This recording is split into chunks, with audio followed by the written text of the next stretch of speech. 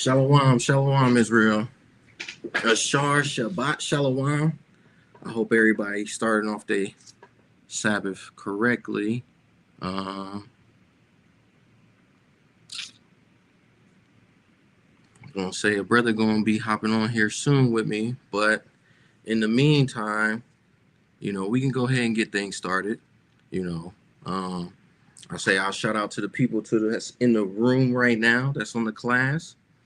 Sister Johanna, Shalom, sis. Is that Zaria? Shalom. Shalom to Charlicia. Shalom to Sister Milka. And shalom to that brother DTA Deaf to America Twine.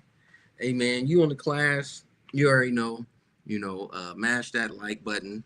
Hit the share. You know what I'm saying? I'm going to try and make this quick because I had to cut my AC off so y'all can hear me. Hey, drop a 7 in the chat if y'all can hear me good. Drop a 7 in the chat if you can hear me good.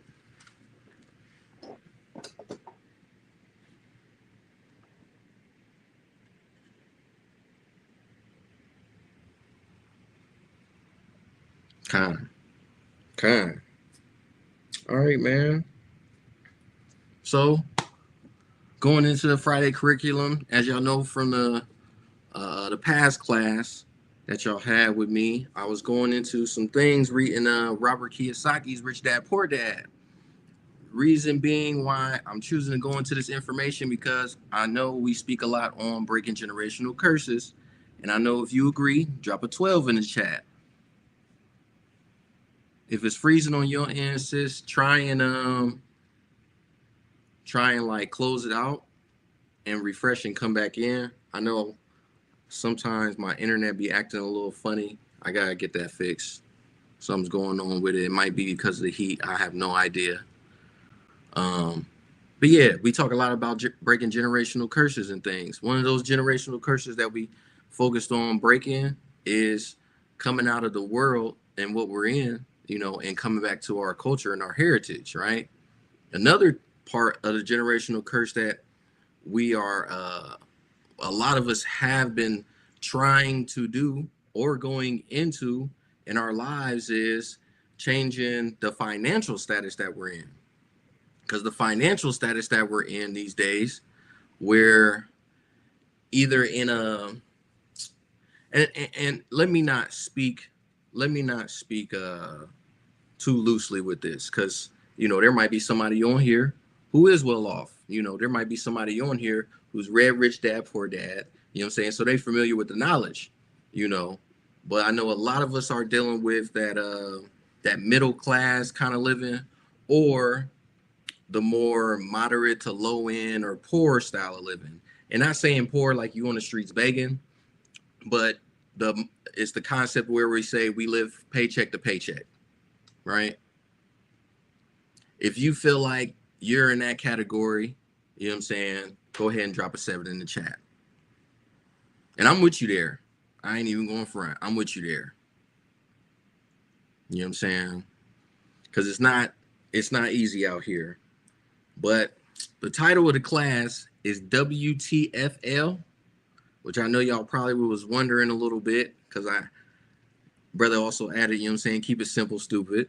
Or in other words, it's called the KISS theory, which is either keep it simple, stupid, or keep it short and simple, or keep it sweet and simple, So that's a method that we use even as Israel, especially when we go out and teach, because there's things in the Bible that we could be teaching that is very complex, it's very vast, So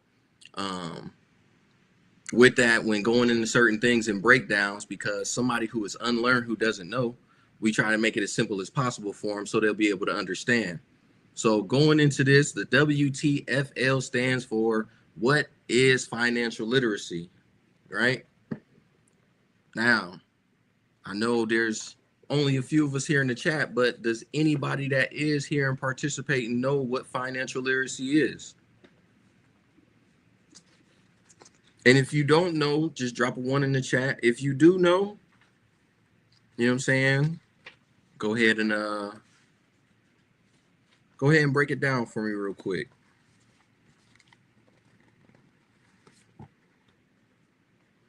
And give you a few seconds to wake up a little bit. I know it's Friday and everybody ready to relax. Sister Johanna says she's not familiar with what financial literacy is. It's all good. That's why we're here on the class right now. So we can learn about this, right?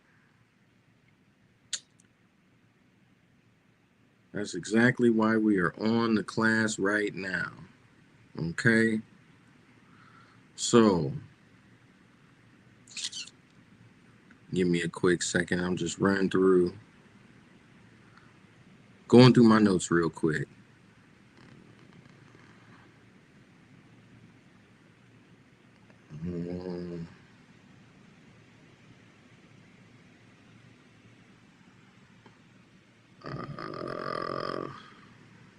So you only got one? All right. It's no big deal. So, matter of fact, let me see if I can pull this up on the screen.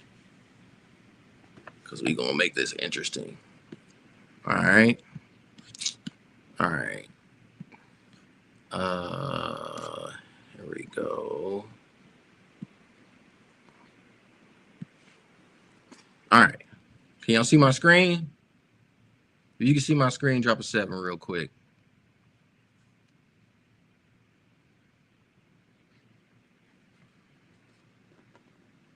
If you can see my screen, drop a 7 real quick.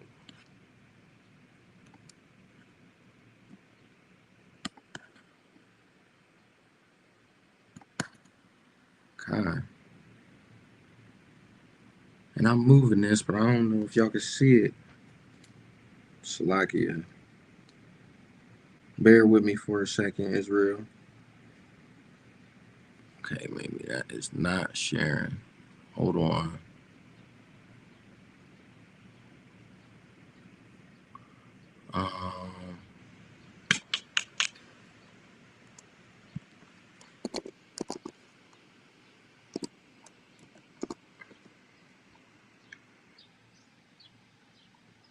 I don't want to use the app. I just want to use this. If I can find it online.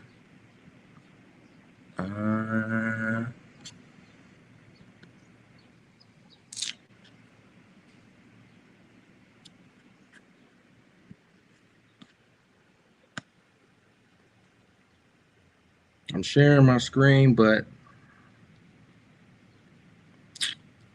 I'm sharing it, but what I'm trying to show y'all is not popping up.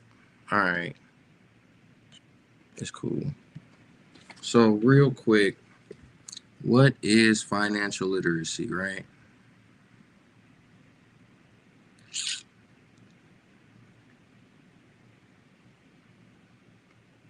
So quick definition, financial literacy is the ability to understand and effectively use various skills, including these: budgeting, saving, credit and debt management, investing, and financial decision making, right?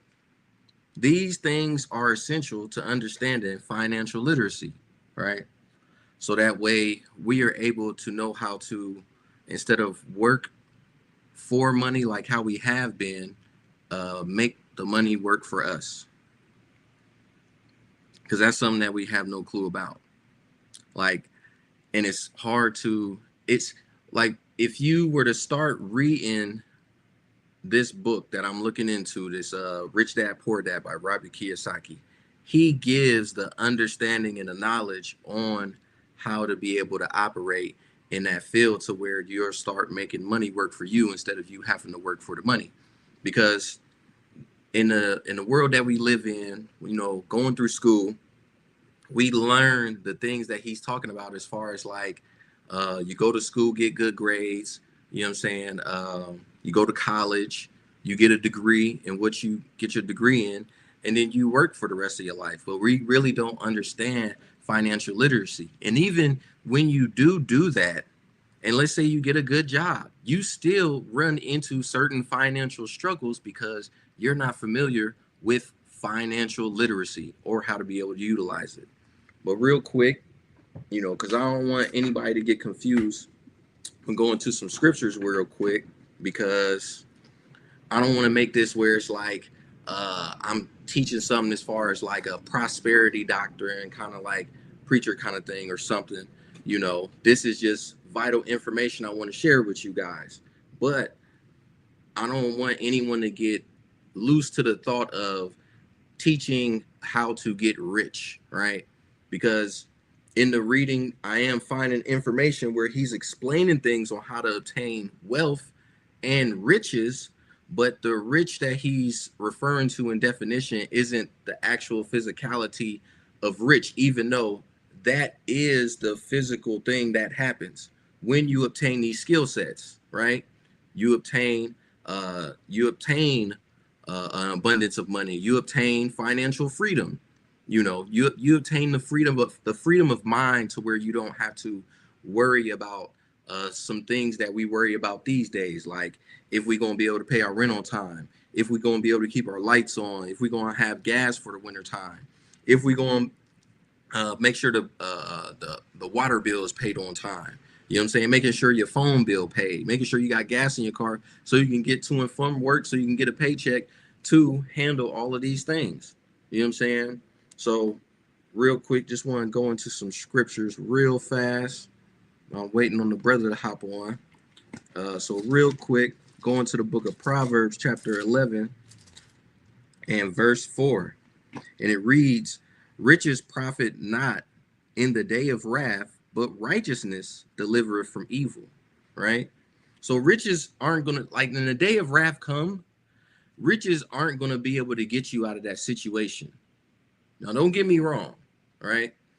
Money is necessary, and we do have to have it to be able to feed ourselves, to be able to be nourished and everything, so we can go to work and do whatever it is that we have to do, right? But riches ain't going to profit you anything in the day of wrath, but righteousness will. Keeping the law, statutes, and commandments will, right? So real quick, here goes another one for you. This is the book of 1 Timothy chapter 6 and verse 10. It says, for the love of money is the root of all evil, which, while some coveted after, they have erred from the faith and pierced themselves through with many sorrows, right? So the love of money, if we focused on getting rich, right, that the love of the money, we're going to have many sorrows. There's a lot of people right now who have many sorrows because they're too busy focused on being rich, right? They're too busy focused on, the flashy car, the big house, the freshest outfit, fresh kicks, the nice jewelry and things like that, right? But they don't have any concept of financial literacy. They just know how to get money and spend money, right? They don't really know how to keep the money. You know what I'm saying? And that's how you can fall into the place where it's like you love the money more instead of righteousness, one, right, and the Most High, nor the knowledge that he has made you able and capable to understand and obtain, so that way you don't have to deal with the financial struggles that happen in life, right? Got another scripture for you guys. So I'm just going to a few scriptures real quick, and then we go and get into this. Just bear with me for a second. All right, this is the book of Wisdom of Solomon, chapter 8 and verse 5. It says, if riches be a possession to be desired in this life, what is richer than wisdom that worketh all things, right? Because we know wisdom worketh in all things. If you have like the information that's in this book that I'm looking at with Rich Dad Poor Dad, he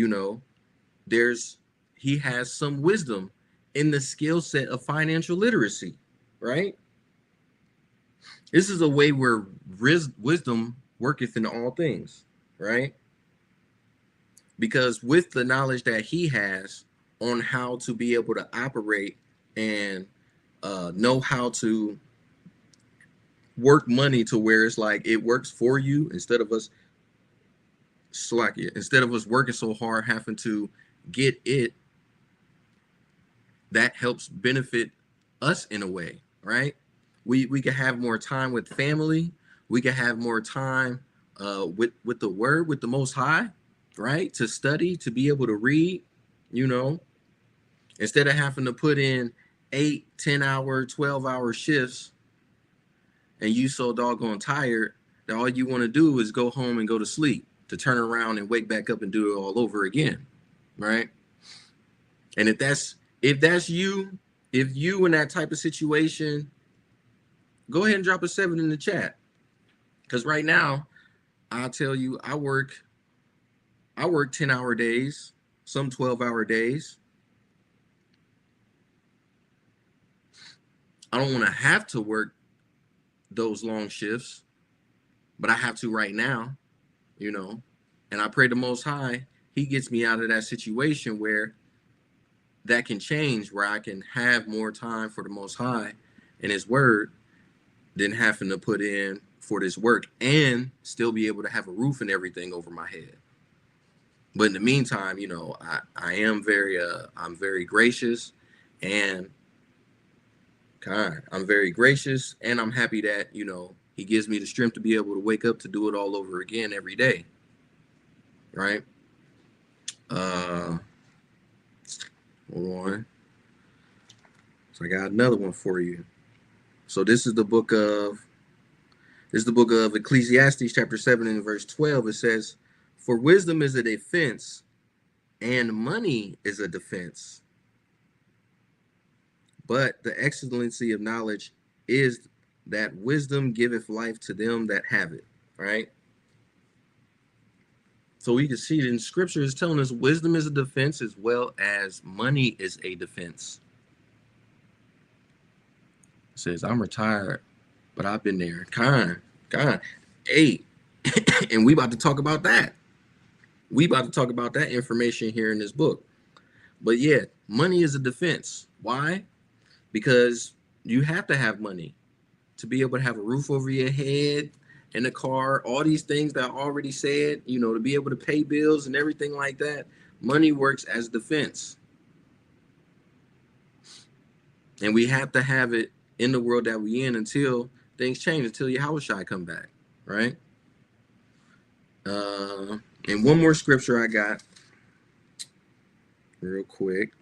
One more, and then we go and get into this. Then we go and get into this information. So this is Ecclesiastes chapter 2 and verse 24. It reads, "There is nothing better for a man than that he should eat and drink, and that he should make his soul enjoy good in his labor." So I saw that it was from the hand of Yahweh. So we're supposed to enjoy the fruit of our labor. We go out and, you know, when we go out and we work and, you know, we put in those hours, you know, we strain ourselves, we strain our minds, our bodies in whatever way. Yo, scripture says it's good to enjoy the fruit of your labor. It's good to be able to enjoy that, right? Taking time off so you can, you know, vacation and separate yourself from a job, you know, get some space, take that time to be able to read more and study more, right? Maybe you want to go out. I like to shoot pool, you know. I go out, and when the opportunity presents itself, you know, me and the brother Banyamya, we go out and we shoot pool out here in Columbus, right? I make time to be able to go visit brothers when I can. I try to do it outside of feast days if I'm able to. You know, the way my work is set up, it's a little bit different. You know, I don't have certain things like paid time off and stuff like that. But you know, with my boss, I know with some time and everything like that, that I think he'll be open to, being open to allowing me to do take vacations and things, at different times outside of the major feast days that he is aware of. But I'm already thankful enough that he appreciates that I keep the Sabbath, so he allows me to where it's like I don't have to work the Sabbath. And then when it comes to the feast days, I already schedule those in advance. Like when we get our calendar, and this is something that I will say to all Israel, like you should do if you can, like just letting your job know way in advance, if need be, let them know way in advance that these feast days are right around the corner, that you plan on doing these things, so they well aware. It makes stuff a lot easier when the time comes around and you're trying to keep the feast days, right? So that's all the scriptures that I have for that, so that way, like I said, nobody gets confused or finds it odd or says anything regarding this class that I'm teaching regarding understanding and learning about financial literacy. All right. So back to the topic at hand. We're talking about financial literacy, where it is the ability to understand effectively, to use various financial skills, right? And we already named off some of those skills, right? A good question would be, why do they not teach this in schools, right? Why don't they teach financial literacy in schools? Does anybody got an answer? If you got an answer for me, drop it in the chat why you think they don't teach financial literacy in schools.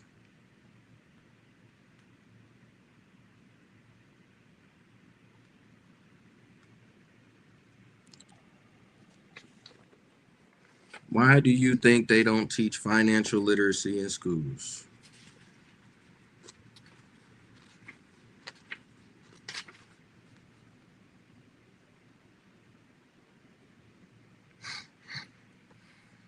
Because they want you to be dumb. I'm in agreement with that. I'm in agreement with that, Adawan. I feel you. They want you to be a slave. Facts. Keep us dumbed down. Facts. Facts. G bloopers. They want to keep us dumbed down. Anybody else?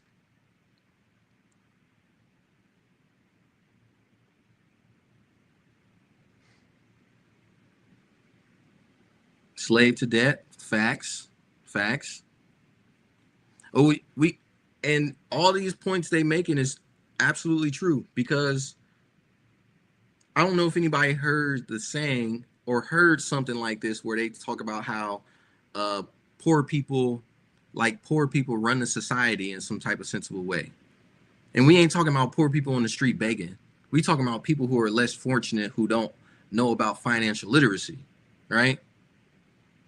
Like there's things in here that I'm about to share with y'all that's going to be like, it's very eye-opening when it comes to why this isn't information that we learn in school, right? Because they don't want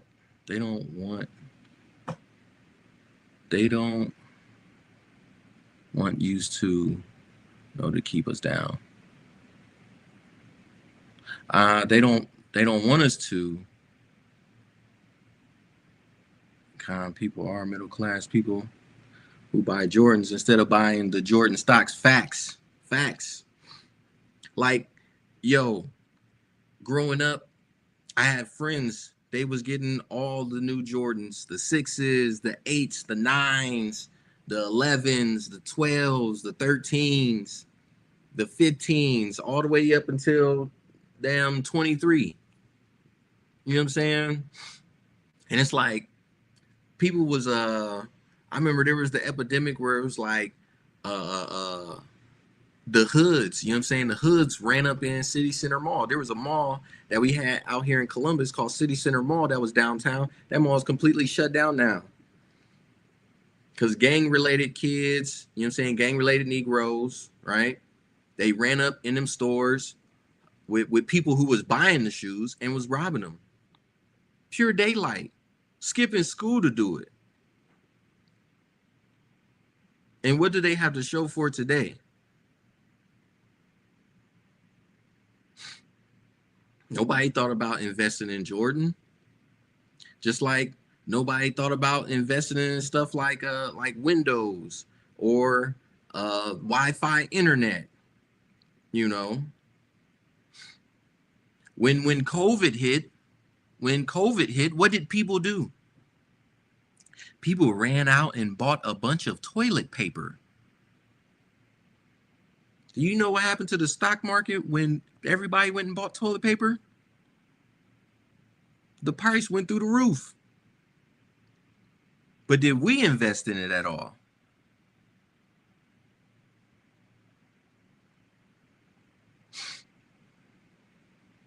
You know, you got these people who are multimillionaires. They know certain things about money, right? So this is something that Robert Kiyosaki was talking about in this Rich Dad Poor Dad regarding in the school systems, and they not teaching financial literacy in school, right? It says today kids want to be famous athletes, movie stars, rock stars, beauty queens, or CEOs, because that is where the fame, money, and prestige is, which is true. Everybody want to be a rapper. Everybody want to be a singer. Everybody want to be a model. And I ain't talking about model like I ain't talking about model like that modeling show that used to come on TV. You want to be a social media model, because now you could be a social media model. You could be a Facebook model. You could be an Instagram model. You know, they out here doing the OF thing because of how it's being promoted as far as you being able to make money. So now you tricking yourself to be able to make money, to be a financially free or whatever.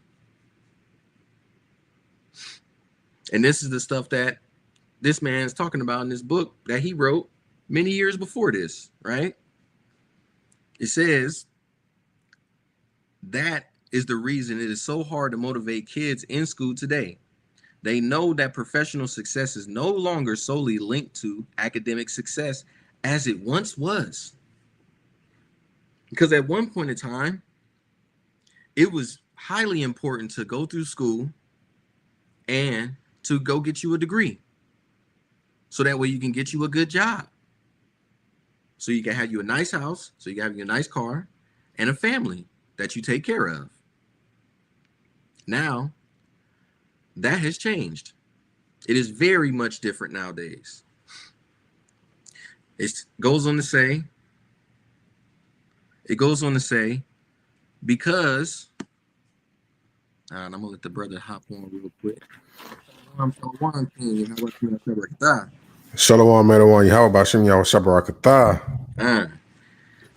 It goes on and says, because students leave school without financial skills, millions of educated people pursue their profession successfully, but later find themselves struggling financially.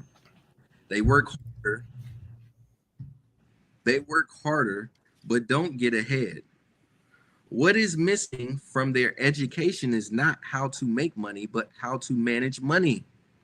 It's called financial aptitude. Now, this is one of the key words we're gonna go into, what financial aptitude is. If anybody know what financial aptitude is, drop the definition in the chat. If you don't, drop a 1 in the chat.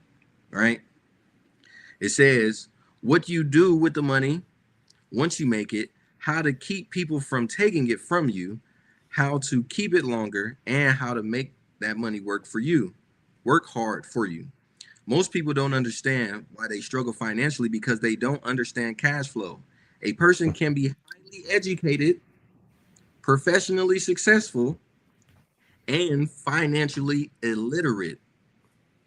He said you could be highly educated, professionally successful, and still be financially illiterate, right?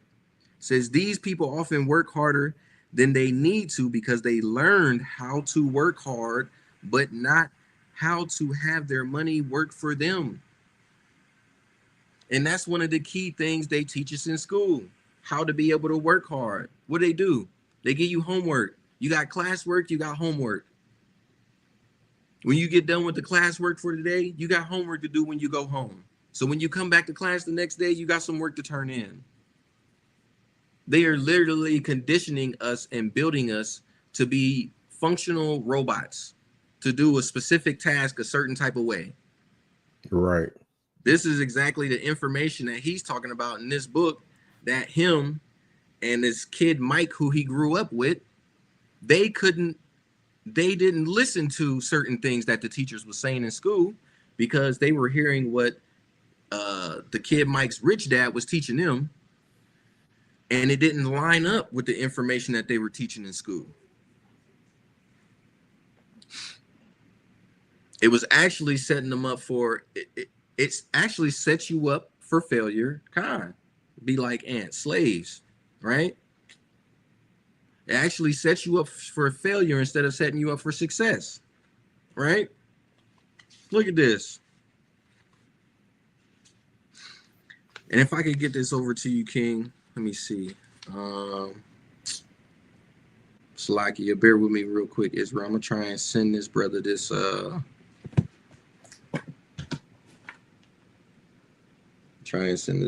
link real quick. Salakia, say something to the people real quick, Yanni.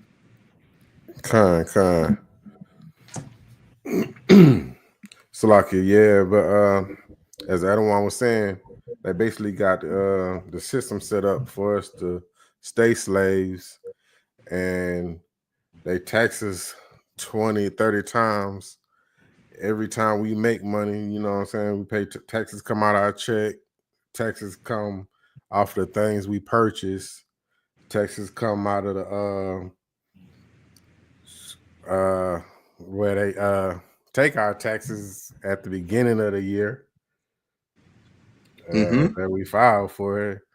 Shoot, I owe taxes now because I filed 0 and they talking about they still didn't take enough taxes. So it's crazy. Like, it's set up for us to stay, you know what I'm saying, on the bottom. It's a real rat race. Hey, that's a good point. Check this out. Just because you said that, now I gotta share this. Because of the point that you're making, King, you absolutely right. It says the number one expense for most people is taxes. Many people think it's income tax, but for most Americans, their highest tax is Social Security.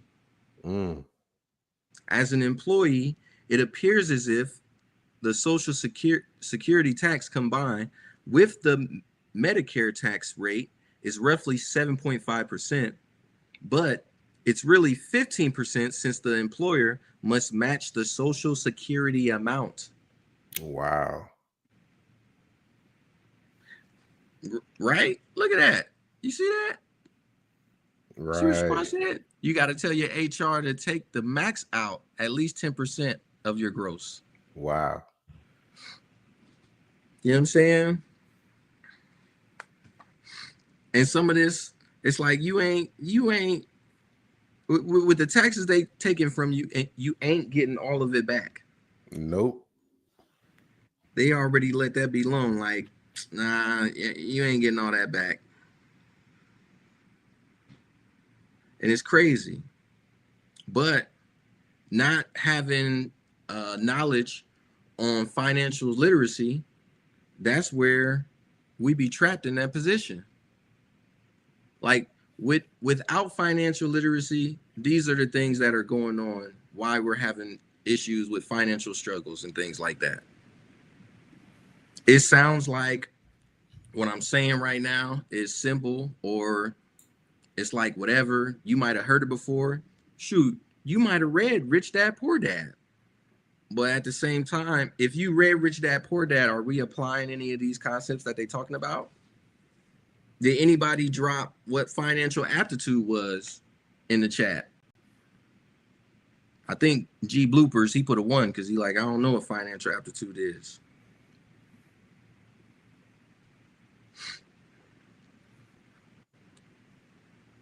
You ever heard of financial aptitude, Yaniv? La, It's all good. it's a book or No, it's a financial saying? aptitude is a term. Okay. It's a term, and we about to look into it, right? We getting ready to look into it, right? So one thing to understand is this: wealth. The way wealth is measured, it is measured with wealth is measured in time, not in money. Mm. That's why we would hear nowadays all these speakers or people who talk about their time. You know what I'm saying? Or you'll hear the saying, "Time is money," right? Right. That's very true. A well-known speaker like Eric Thomas, I have no idea how much money he makes, but he goes out and speaks to people for however long it is. It might be like 2 hours. He probably get paid some odd $100,000s of dollars to sit back here and talk to some people for a couple hours. Con, look at that. Here we go. So be like ants drop, individual ability to understand and manage financial matters effectively. That's exactly what financial aptitude is. That's exactly what financial aptitude is, right? What I was going into is what as far as what wealth is. So let's look at this, right? It says wealth is a person's ability to survive so many number of days forward, or if I stop working today, how long could I survive? Right. If anybody besides the sister Johanna, because she's retired, I can't include her in this.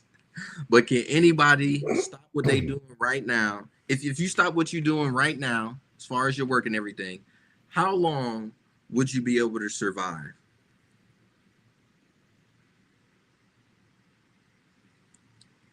Shalom, Anawan. How about Shemia Shabrakata?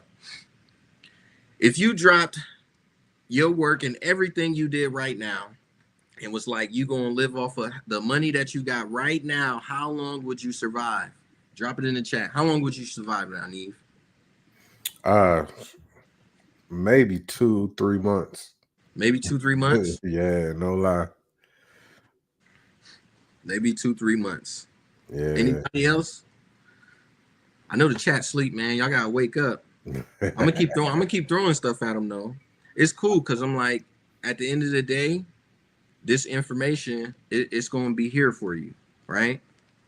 I'm about to use his example, right? His example says, let's say, because we have to learn about this, all these things we about to go into. Shalom, King. How about you? Shalom, King. Shalom, Yahweh Shem, Yahweh Shabbat. All right, let me send this to you too. Yeah, I have it too. I'm about to send it to you too, King. Salakia. No problem, Madawan. Yeah, I don't know if you can. Yeah, I know. If you scroll through it and jump to like page 41. Okay. Sister Johanna says it's hard to survive off retirement. I believe it. Yeah. Yep, they don't give you enough. A lot of people have to go out of retirement and get a part-time job or something. Facts, right? So check this out, right? He says wealth is a measure of the cash flow from the asset column compared with the expense column, which we're going to talk about all that. We're going to talk about assets. We're going to talk about expenses. We're going to talk about liabilities. We're going to talk about liabilities and what's the other word that I'm looking for?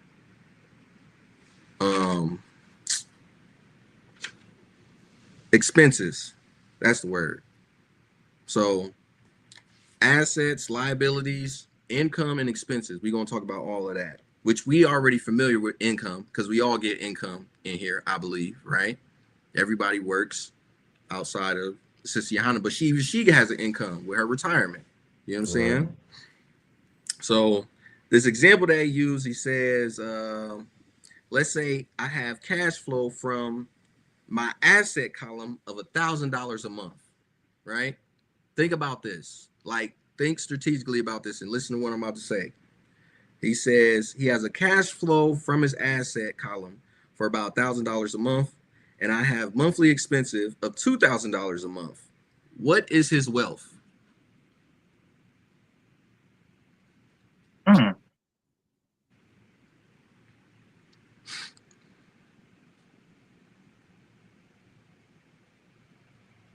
You want me to repeat it? So he has an asset in a column of $1,000 a month, and he has monthly expenses of $2,000 a month. What is his wealth? Sound like he upside down. He's upside down. Yeah, he might be upside down. Yeah. Because be like Ann says, zero. Absolutely. There is no wealth because he's only meeting half of his expenses. Yeah. You see what I'm saying? This is why I was asking the question. If you stopped everything, stopped work today, how many number of days forward could you survive without working? And these are the things like you have to think about. Right. Because we thinking about the money that we made, that we have saved. He's talking about an asset, which is reoccurring money, right? But even that reoccurring money isn't meeting the expenses. Right. You see what I'm saying? So then he goes, on to say, let's go back to Buckminster Fuller's definition. Using his definition, how many days forward can I survive among a 30-day month? I have enough cash flow for half the month, not the whole month, just half, right? He says, when I achieve $2,000 a month cash flow from my assets, then I will be wealthy. Does that make sense? Hey, drop a 7 in the chat. That makes sense to y'all. If he accumulates $2,000 a month from his assets, then he is wealthy. Why? What about that makes him wealthy?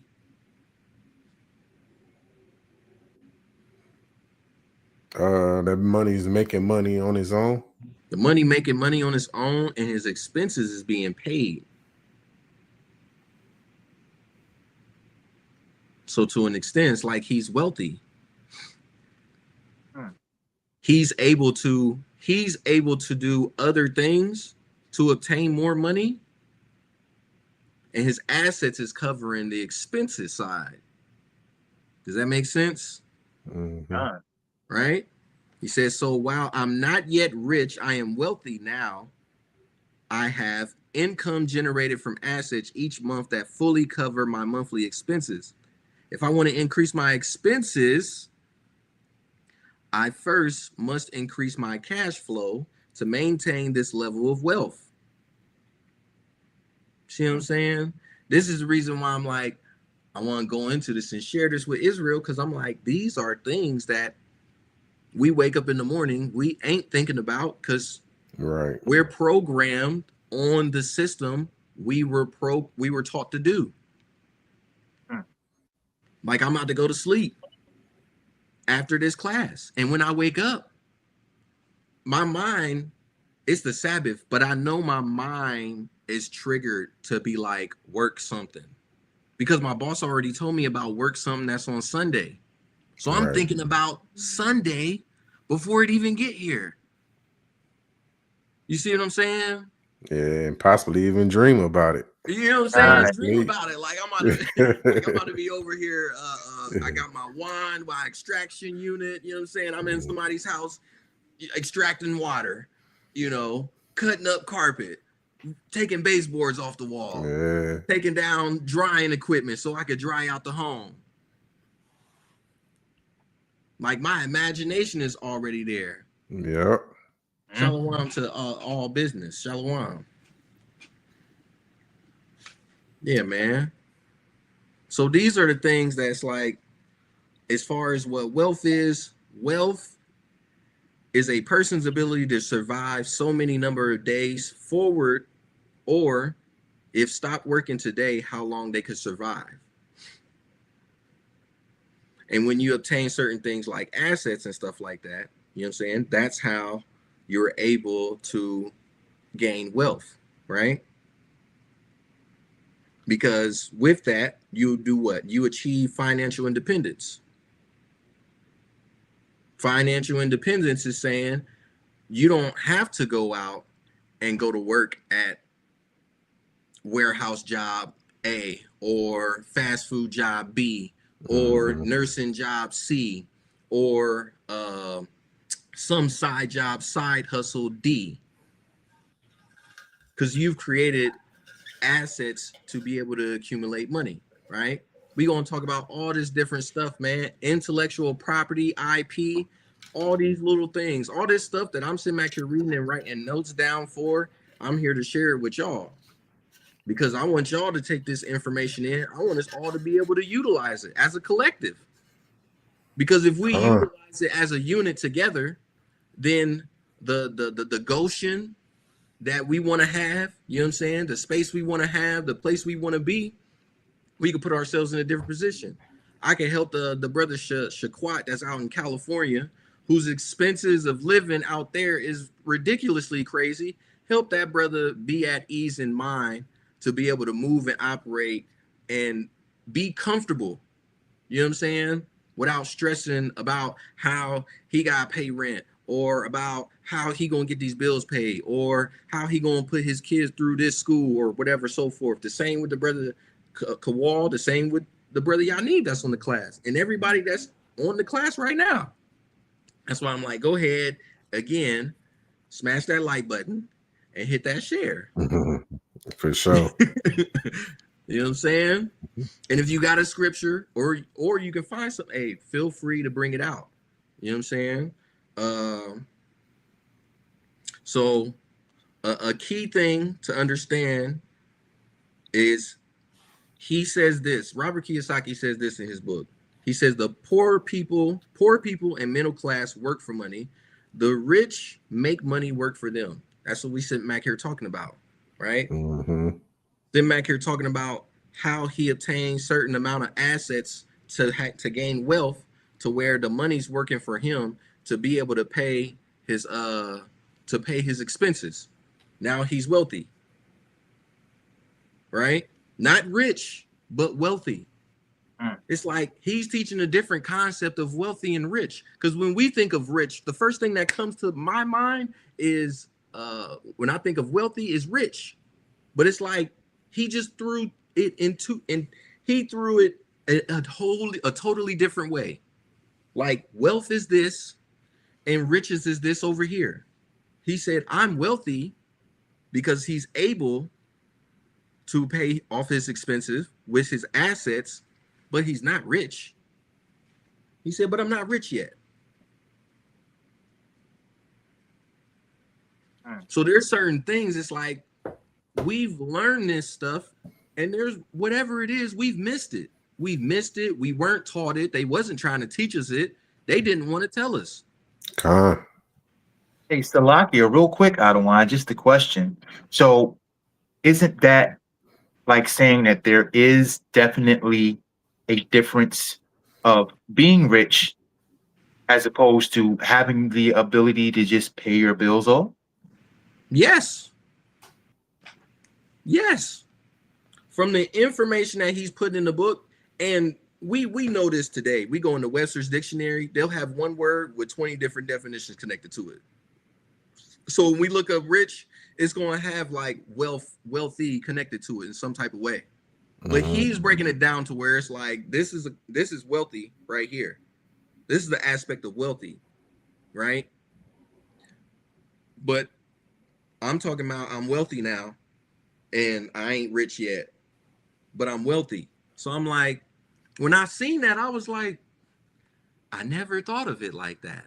Mm. Matter of fact, I never knew and would have Right. never known if I wouldn't have opened up the book and to read it like we learned a long time ago. You want to hide something from a Negro, what you do? Put it in the book. Put it in the book. Yeah. Kind of the one. This is new to me. Like this is mind blowing for real. I never thought of it like that. You know what I'm saying? And that's the reason why, like, with me and after the class, the last time when me and Kwal was on it, I was like, you know, I'm thinking about doing a series of this where it's like we gonna have more of this. And I'm gonna try and run through this as quick as possible. I don't want to have y'all here too long. So again, understand these concepts. Poor, middle class work for money, which is something that we've been doing. The rich make money work for them, which is something we trying to figure out to obtain. Right. We trying to figure out and obtain wealth to be able to make money work for us. We trying to attain the mindset, the learning tools, the skill sets that this book is given that I'm taking in to be able to share with y'all so we can operate on a different type of platform, right? That's right. Financial independence is important. Assets should generate enough income to cover expenses. This is something that is important. That's financial independence. You have assets to generate enough income to cover expenses. That's just what we read about what he was explaining, right? So the question goes, what is an asset? Does anybody know what an asset is? Matter of fact, what is an asset versus a liability? How about that? Okay. That's good. If you if y'all got that the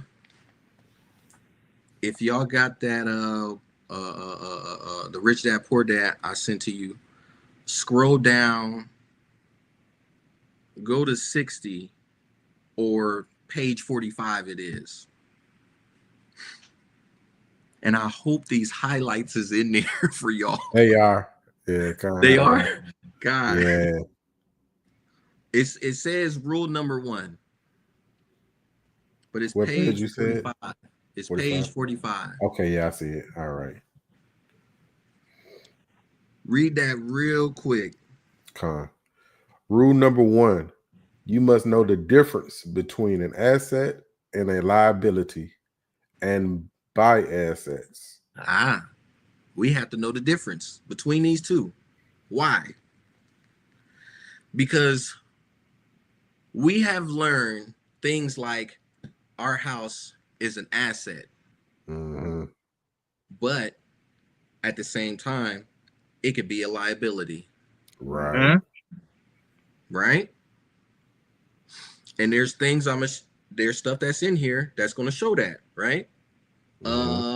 Read the next highlighted point that I highlighted there. All right, kind of one. It says rich people acquire assets. The poor and middle class acquire liabilities that they think are assets, said Rich Dad. Right? So this is what we talking about. We don't know the difference between an asset or a liability, but a person who has money or who knows how to make the money work for them, they know the difference between what an asset is and what's a liability, right? He goes on to say, he says, if you could comprehend the simplicity, your life will have a plan and be financially easy. It is simple. That is why the idea is missed. This is what the Rich Dad is explaining to them as far as this goes, right? And he says, and they're asking the question like, how come, if it's that simple, how come everybody else doesn't do it, right? Right. And he tells them, if it is that simple, how come everybody can't do it? And he goes on to tell them, the difficulty comes in asking adults to unlearn or become Slakia, let me go back. Hold on. He says, because people do not know the difference between an asset and a liability. This is why they have a issue as far as it not being an easy thing to obtain, right? And I know a lot of people jumping in and out of the chat because I know they got that that debate going on right now. That's what it is. It took me to think about it. Oh That's that yeah. debate. Israel on that debate. Uh-huh. I'm worried about a debate. I'm trying to teach you some. I'm trying to give you some knowledge how to be. Y'all worried about a debate, and I'm trying to teach you some knowledge that change your life, right? But you want to watch the debate. Hey, I get it. I was there. You know what I'm saying? I was there. Hey man, Israel like action, man. Yeah, man. You know what I'm saying? They like that action. Look, they popping back in now. I see y'all. Y'all popping in now. Yep. So, so there's a little box. I don't know if you see it, Qual, on page 46. In that little box, I highlighted something. What did it say? Okay. Let Akinib go ahead and get that. Yeah, I'm trying to pull it up. Okay. All right. Okay, Khan. It says an asset puts money in my pocket. Uh-huh. A liability takes money out of my pocket. See, this is the reason why I titled the class WTFL, Keep It Simple Stupid. Mm-hmm. Because what he's teaching, he's trying to keep it as simple as possible to be able to understand. Because he's taking the concepts that he learned from his rich dad, how to be able to obtain the financial freedom as an adult, right? Because in the beginning of this chapter, he's talking about he retired at 47 and his wife at the age of 37. Is there anybody in the chat right now? Because I know y'all popping in and out going to that debate, you know, but it's cool. When you hop back on, you're going to have fun with us and learn something. Right. Now, drop a 7 in the chat if you could say you either 47 and retired or you able to retire at 47. That's beautiful, man. Or matter of fact, at 37. 37 or 47. Wow. To be honest about it, Adawan, Salakia, a lot of us wasn't given these skills. We learned a lot of stuff late, you know. Yeah. We have been put back so far in the society to where everybody else in this world has about a 400 and some odd year head start.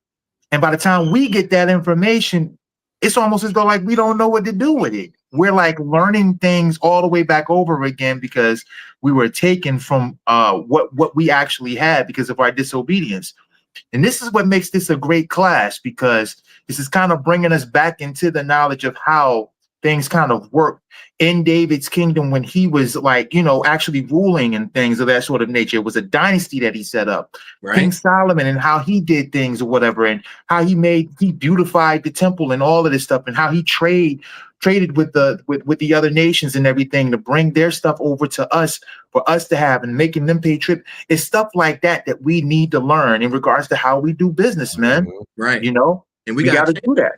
Facts, and we got to change the way that we do business, man. So like the programming is crazy. Like they got us, you know what I'm saying, living our best lives while other nations are putting their kids through school, you know what I'm saying, to be successful, man. They got us crashing out. Yo, I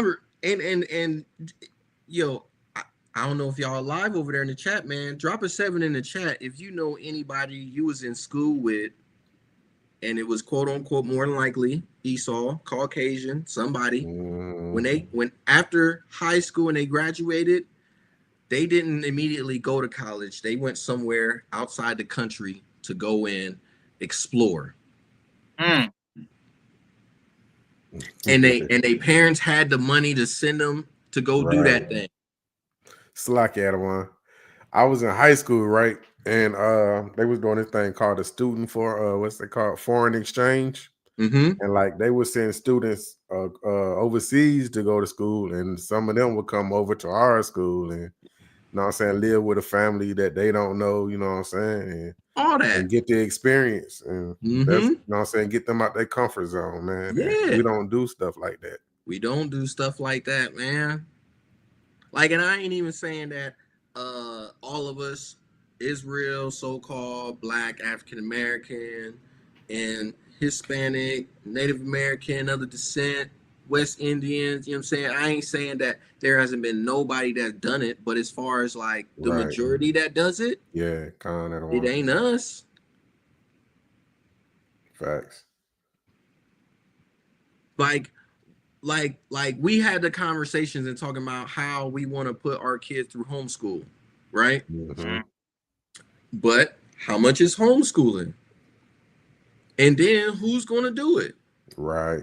How much money do you have to obtain and make for if you're a two-parent household, how much money do you need to make collectively to be able to take care of the family while somebody stays at home and does the homeschooling? Right. Right. Like, this is certain things that we have no idea about, you know? And then what's going on with the person that's working? Do they have certain things? Do they have intellectual property? Do they have certain assets and stuff built up to be able to generate money in? Or are they working 2 to 3 jobs to be able to make that money to fend for the household? Right. That part. You see what I'm saying? Like, this is exactly why I'm going into this and reading it. And like I said, me and the brother Kawal was talking about it, and he was like, bruh, I think you should do this. I think this is be something that's good for Israel, even if they on a debate. God, right. Even if they watching the debate, you know what I'm saying? Yeah, they could go back and watch glued in on the Sabbath, talking about the Sabbath that you keep. And it's the same subject over and over and over. We already know what the deal is. Like, come on. The deal is, it ain't like the information is. I mean, don't get me wrong. There's probably some new information that brothers is bringing out, you know. But are you participating on there? Are you hopping up on the live so you can put in your 2 cents to validate to say this is when this is or not? Or are you just like, are you still indecision? So you're not completely grounded where you at as far as this truth and when to keep the Sabbath or not. Mm-hmm. That's not something I'm worried about. This is where I'm at on the Sabbath day. And this is what I'm talking about on the Shabbat, right? Mm-hmm. By the grace of the Most High, he gave me the ability to be able to make time to go into this reading and then to research and get all the information I needed so I could present it for y'all. Mm-hmm. And try and present it the best way that I can. I know it might be coming out a little choppy, but I'm like, shoot, by the time we get to the 8th, 9th chapter and everything, it's going to be so smooth. An hour going to be the class, and it's like, y'all ain't going to have time to be able to hop on because it's going to be over with. No, this is clear. Like, it's straightforward and to the point. Kind. Throw out a king, all praises. So, like the brother just brought out, what he just read, as far as what an asset was. Yeah, the asset and the liability. An asset puts money in my pocket. A liability takes money out of my pocket. Right. So that's where we're trying to get to. We're trying to get to the asset where it's putting money in the pocket compared to the money coming out the pocket. And then that's where this comes into play. One of the words that I was talking about, one of the terms, which is financial aptitude, that the brother Be Like Ants brought out a minute ago, right? Where's it at? Here it is. It says individual ability to understand and manage financial matters effectively. He simply, like, that was so straight to the point, keeping it simple and sweet. Like, the definition that I got is it uses longer verbiage, right? It says your ability to understand and manage, apply financial knowledge to make informed decisions in your personal or business life. It's not just about knowing numbers. It's about making smart financial choices, setting goals, and developing habits that build long-term stability and wealth. The whole concept of having an asset is building long-term stability and wealth, right? just like the concept that he taught. If his expenses is $2,000 and he's making $2,000 a month and his expenses are $2,000 a month, then what? Then he's wealthy, right? So what is financial aptitude? So it says as its core, financial aptitude includes understanding money, knowing how money works, saving, spending, investing, interest rates, taxes, inflation, etc. Because we talk about this, right? Matter of fact, this is something that's being talked about right now. The tariffs or whatever like that Trump is supposed to be putting into play. That's supposed to change all kind of stuff. It got a lot of people who got money going crazy. For example, Elon Musk, you know, he's saying, going on his rant, talking whatever about Donald Trump, about these tariffs coming into play and how much effect he's going to be affected by. Are we thinking about anything like that? No. Exactly. No. We ain't even in the tax bracket to have that thought. Right? Mm-hmm. It talks about budgeting, which we address budgeting. You know what I'm saying? Budgeting is important. You know what I'm saying? Knowing how to be able to budget your money. You have debt management, saving and investing, financial goal setting, risk awareness. Risk awareness is understanding and managing financial risk, including insurance and emergency funds. Drop a 7 in the chat if you got any emergency funds. Drop a 7 in the chat if you got emergency funds. And when he's talking about emergency funds, we're not talking about like, you know, something to pay a bill here or pay a bill there. We're talking about like finances that can sustain you for like 4, 5, 6, 7 months until you can get back on your feet. Or even the emergency funds where it's like a detrimental life situation happened and you're able to take care of it. Mm-hmm. Cause like in the last, I would say 5 or so years, and I'm sure Israel can attest to this, but there has been death going on in my family, in families with Israel, that I'm like, I know it's taking a toll. I got friends right now who was telling me that when this happened, as far as death, they over here trying to figure out expenses, trying to figure out who's getting this, who's doing that, trying to diffuse situations and arguments and stuff like that when it comes to money and all of this stuff. And I'm listening to what they're saying, and I'm like, I can relate to it. Why? Kind of one. Because we in the same damn tax bracket. Yep. If we was in a different type of tax bracket, you think we'd be having these type of conversations?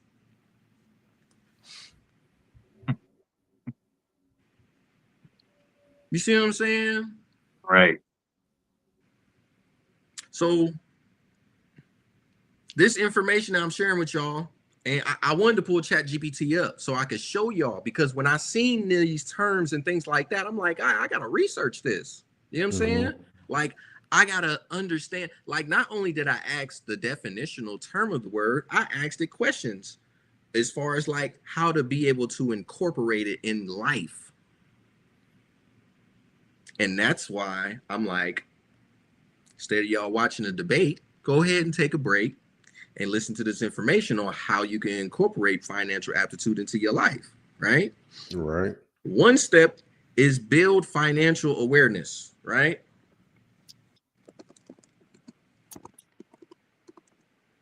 Build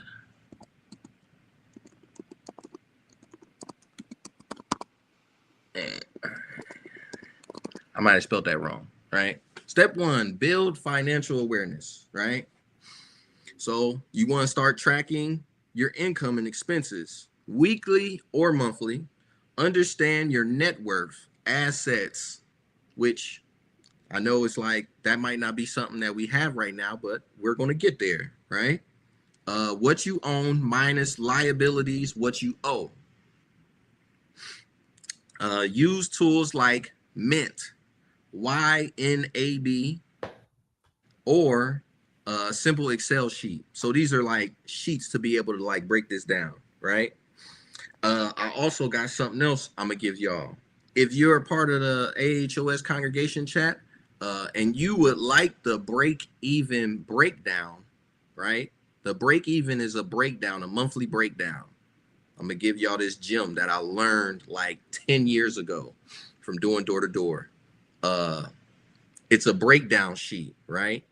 So you would put in the information for your income and the money that you make, and then there's boxes for expenses, what you gotta pay, whether it's rent, whatever bills, gas, electric, water, trash, gas for car note, credit card debt, things like that, all the way down to miscellaneous. And you can calculate that money to see at the end of the month of what you make in a month, how that balances, basically, right? And it's called a break even because it's like you basically break even.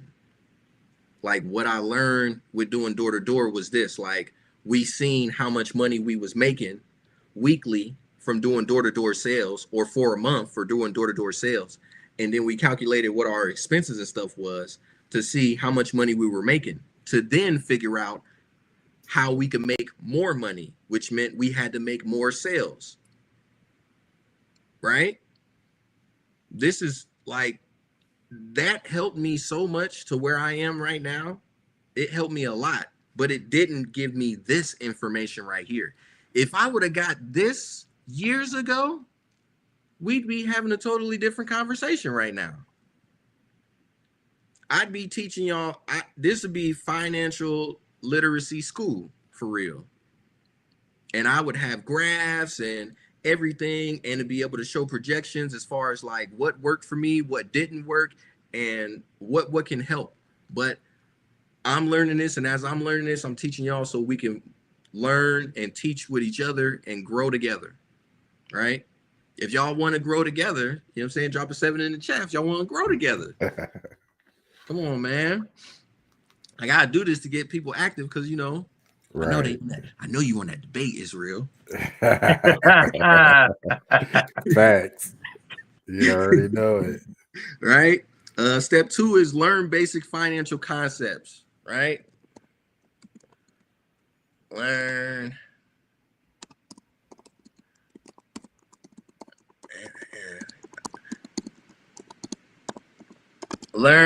basic financial concepts, right? One, it says read or watch beginner friendly content on topics like compound interest, credit scores, which we know about credit scores, inflation, taxes, retirement accounts, 401k, Roth, IRA, right? Does anybody know what compound interest is? I think Kowal know. Just because he did that. He know exactly what compound interest is. You ever heard of compound interest, Yaniv? I heard of it, but I'm not aware of what it is. Oh man. Ooh-wee. I'm gonna make this. So in all of my years in banking and everything, I could tell you just about almost every type of product that is out there. I've been in banking for a number of years, and compound interest is, I want to say, is something that really eludes us in regards of how you can go about making money. So I'm gonna just pull the definition up, like out of my old files when I started learning this. Let's go. So compound interest is the interest calculated on the initial principal and also on the accumulated interest from previous periods. This means that interest is earned on interest. I'm gonna say that again. This means that interest is earned on interest, which allows your investment to grow fast at a faster rate compared to simple interest, which is calculated only on the principal amount. This I kind of use as a selling point to pretty much have people buy into the idea of having their money pretty much work for them, right? So they're investing a specific amount, and then they get that interest, and that interest is earned on that particular interest, and it just multiplies over and over. I say, like, within maybe a week, I was probably closing anywhere in between 25 to 30 accounts based on this idea. So what this means is that basically the interest that you earn on your principal also is going to earn more interest on top of that, right? Get this knowledge, y'all. And the thing about it is that this stuff is out here for us to learn. We just haven't been privy to learn it. Like, they've been taking it away from us for so many years. And it's out here. We just got to look it up. That's all. We can read now, boss. Right. Facts. We can read now. You know what I'm saying? I can't remember. I only quote I remember from like Reading Rainbow is the Reading Rainbow song. Right. Right. That's crazy. I can't remember the little slogan, but he used to say, I bet you somebody gonna drop it in the chat, like Sissy Hana or something. She might drop it in the chat. But yeah, man. So well, what was step 2? Learn basic financial concepts. That's one of the concepts we need to learn. Compound interest, where it's interest stacked on top of interest. You know, a short way of saying it, interest stacked on top of interest, right? Which is crazy. It's crazy work, you know? Like, to get a car, to get a certain type of loan or whatever like that from a bank, and to get a car and have interest, and you got interest on top of interest, depending on what you were misinformed on, because they'll say things and make it sweet, and it's like, ooh, I done got hooked up and got the brand new car. Right. You figure out why you sitting back here paying $1,000, $1,100, $1,500 a month for this car, while the next person who got the same, who has a newer car, is paying $500 a month. On a 2025, 2026. On a 2020, and you 2024. Crazy. Crazy. Right? My boss was I was just talking to my boss about it. He like got the Chevy Tahoe, big joint, white, looking clean, pretty, right? Doing him dirty. The bank that financed him is different from his bank. He got Chase. He was like, I'm paying, he said, I'm paying whatever odd thousands dollars or whatever. He was like, I'm about to go to my bank. I'm about to go to Chase and have him refinance it for me. Flipped it. Turned it like 400. Ooh. You see what I'm saying? Like, these are the things we got to be looking out for. Right? The next step 3, real quick. It says, step 3, practice smart budgeting. Practice smart budgeting. Watch this. There's a rule. It says, follow this rule, 50, 30, 20. Israel, if you listening to this, follow this rule, 50, 30, 20. Yeah, this about to get deep. 50% for needs, rent, groceries, and bills, right? Because you need a roof over your head, you need food to eat, and you need the amenities with that roof over your head to keep you cool, like the air conditioner I got in the crib and the fans I got going on. You know what I'm saying? I ain't talking about the TV and stuff. I ain't talking about Netflix and Hulu and Disney and HBO, Cinemax and Stars, so you can watch Power or any type of stuff like that. I'm just talking about the basic essentials. Yeah. The refrigerator got power. The deep freezer got power, so I got food. The stove, it got gas, so I got heat to be able to make food, right?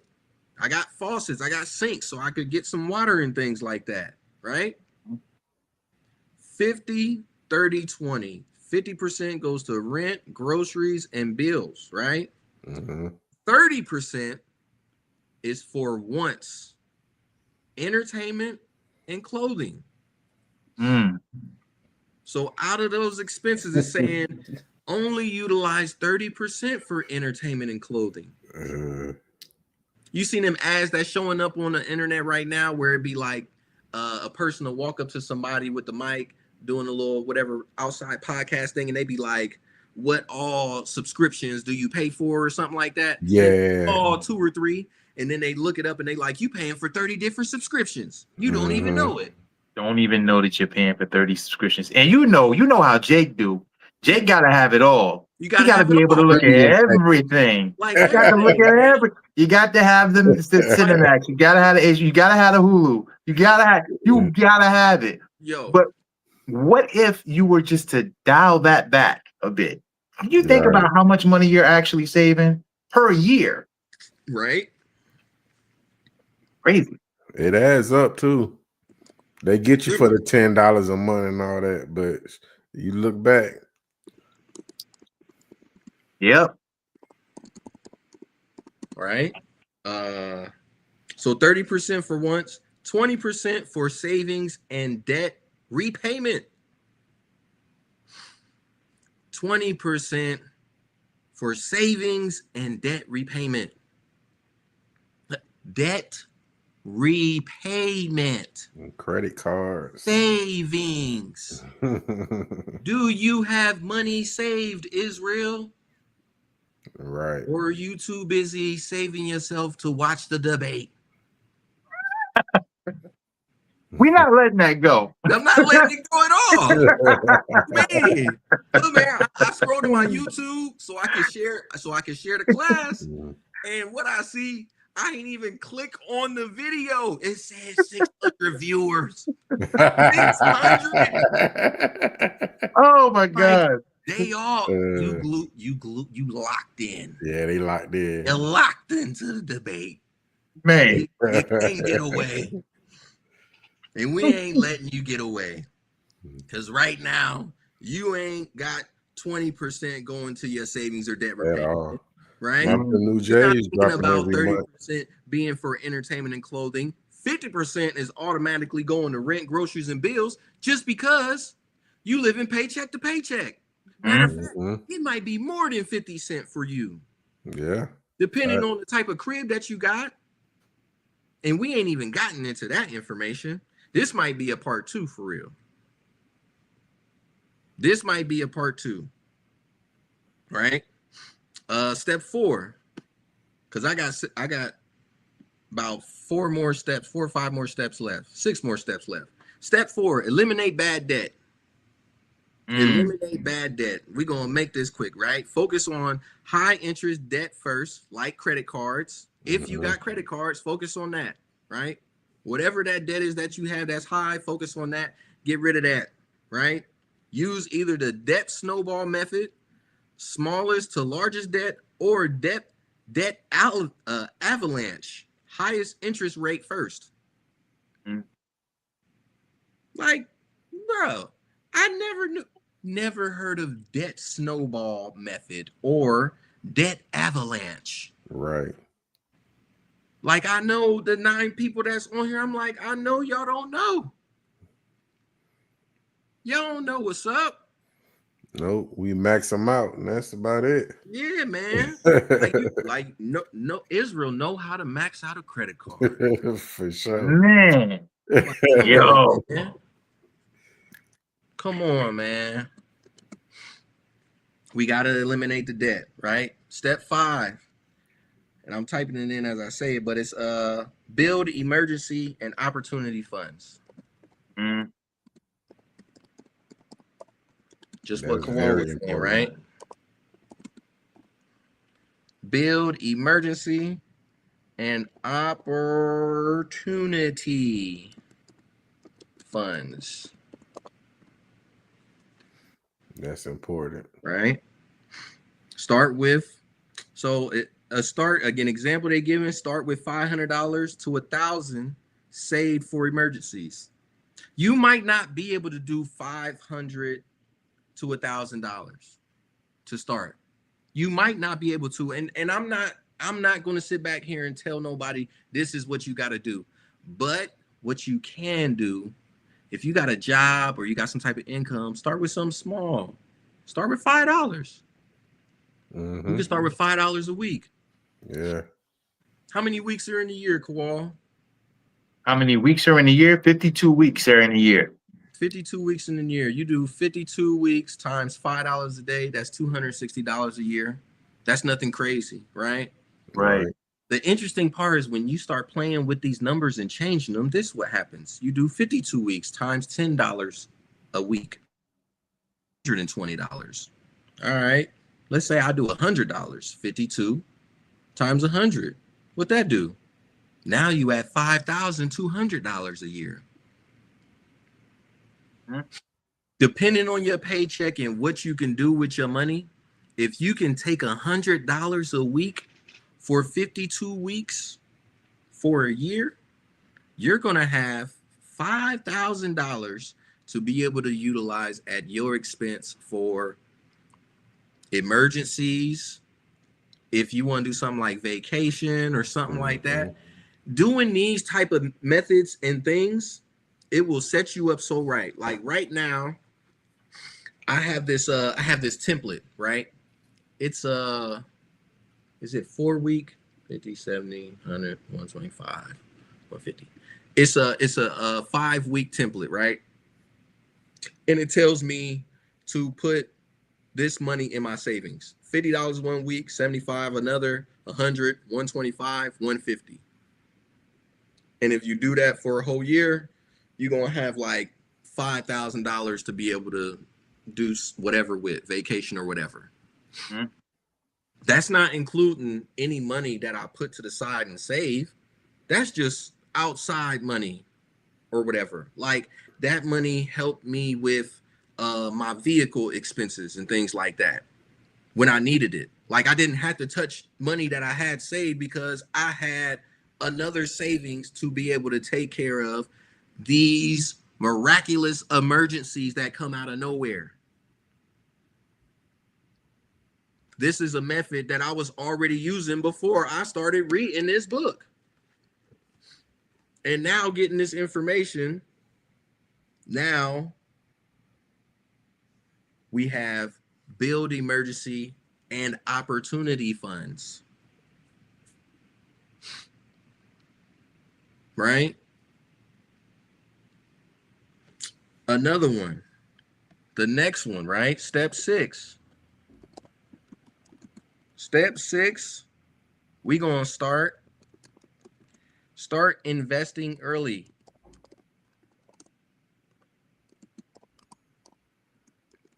If you don't know about investments, cool. It's all good. There's a brother right now, that brother Banyamyan. That brother looks at the graph charts, stocks, and all kind of stuff like that. Talk to him. Highly educated brother. Hit the island brother up right now. Hit that brother up. Because he knows. There's a stock that he told me about that he just threw some money into, and he saw the graph pattern and what it was doing. Put some money in there at one time, and then the next time it turned around, it went from this line to this line. And his money like doubled, tripled, or whatever. I'm like, King, why didn't you tell me about this before? He was like, Slovakia. I wasn't, you know what I'm saying? He working, got crazy hour shifts. So it's like, trying to catch that brother and things like that, but he's trying to do certain things, or he's doing certain things, investing his money in certain areas to change that about his life. Mm-hmm. Right? That's what we're talking about. What is financial literacy, right? We get into the wealth part. We gonna get to the assets, liability, expenses, and all of that. You know what I'm saying? We gonna get to that. But that's why I said this might be a part 2. God. Salakia, real quick, Adawan. I got a scripture to go ahead and speak to that point. Hey, a lot of this actually goes towards planning. You have to plan your points of attack. You're being given in this time frame a lot of solutions in regards to how you can actually utilize your money in a positive way, as opposed to coming out negative every time you get a paycheck or a payout or whatever the case may be. I want to grab the book of, let me see, what scripture do I want? Because there's so many that I've got up here. I want to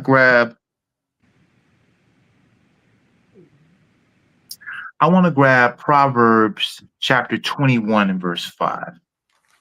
Let's take a look at that real quick. God.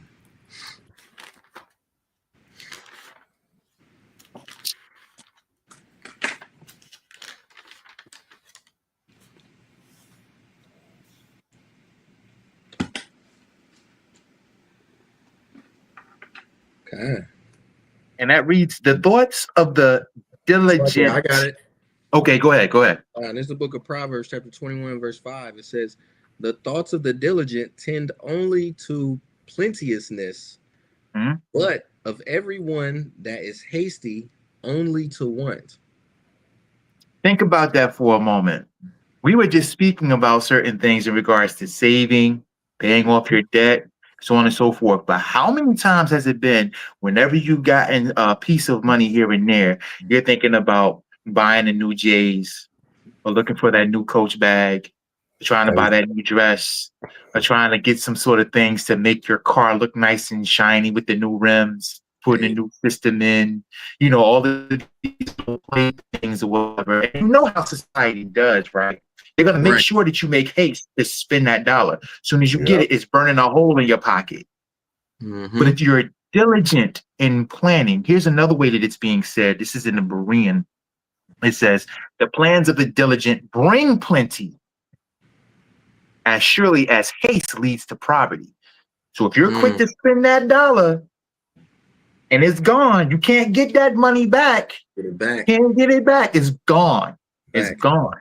But if you're diligent as far as how to make the money work for you, you won't have to worry about running out of anything. You'll have everything that you need. Things in regards to paying your bills off, things in regards to paying whatever debt it is that you got, things in regards to making sure that the things for your housing and everything is taken care of. You'll have that knowledge and you'll do all of what you need to do. And then when you're saving money, anytime that you want to go and do maybe just a little something here and there, just do that little something here and there. Because let's be honest, do you really need that extra pair of Jordans? Lie. Do you really need to go and take that trip? Lie. Do you really need to go and for the next 3 or 4 nights spend it on going out to eat? Lie. If you got food in the house, cook. Right. If you got shoes or whatever and they're still in good condition, wear them. You got to learn how to be, in certain cases, you got to learn how to be frugal with your money. Be diligent with what's being given to you and utilize it so that it can push you to the next level of you getting to that place where you are wealthy, rich. That's the goal for Israel. We got to get back to that level, man. Yeah, man. It's a lot. And you pay attention to Esau, you know what I'm saying? And that's definitely not our spirit, but just Esau, rich Esau gonna have the dustiest, dirtiest shoes on. New Balance. The oldest plain pants in a white polo shirt. Like, but his pockets is stuffed, bro. Like, man, crazy.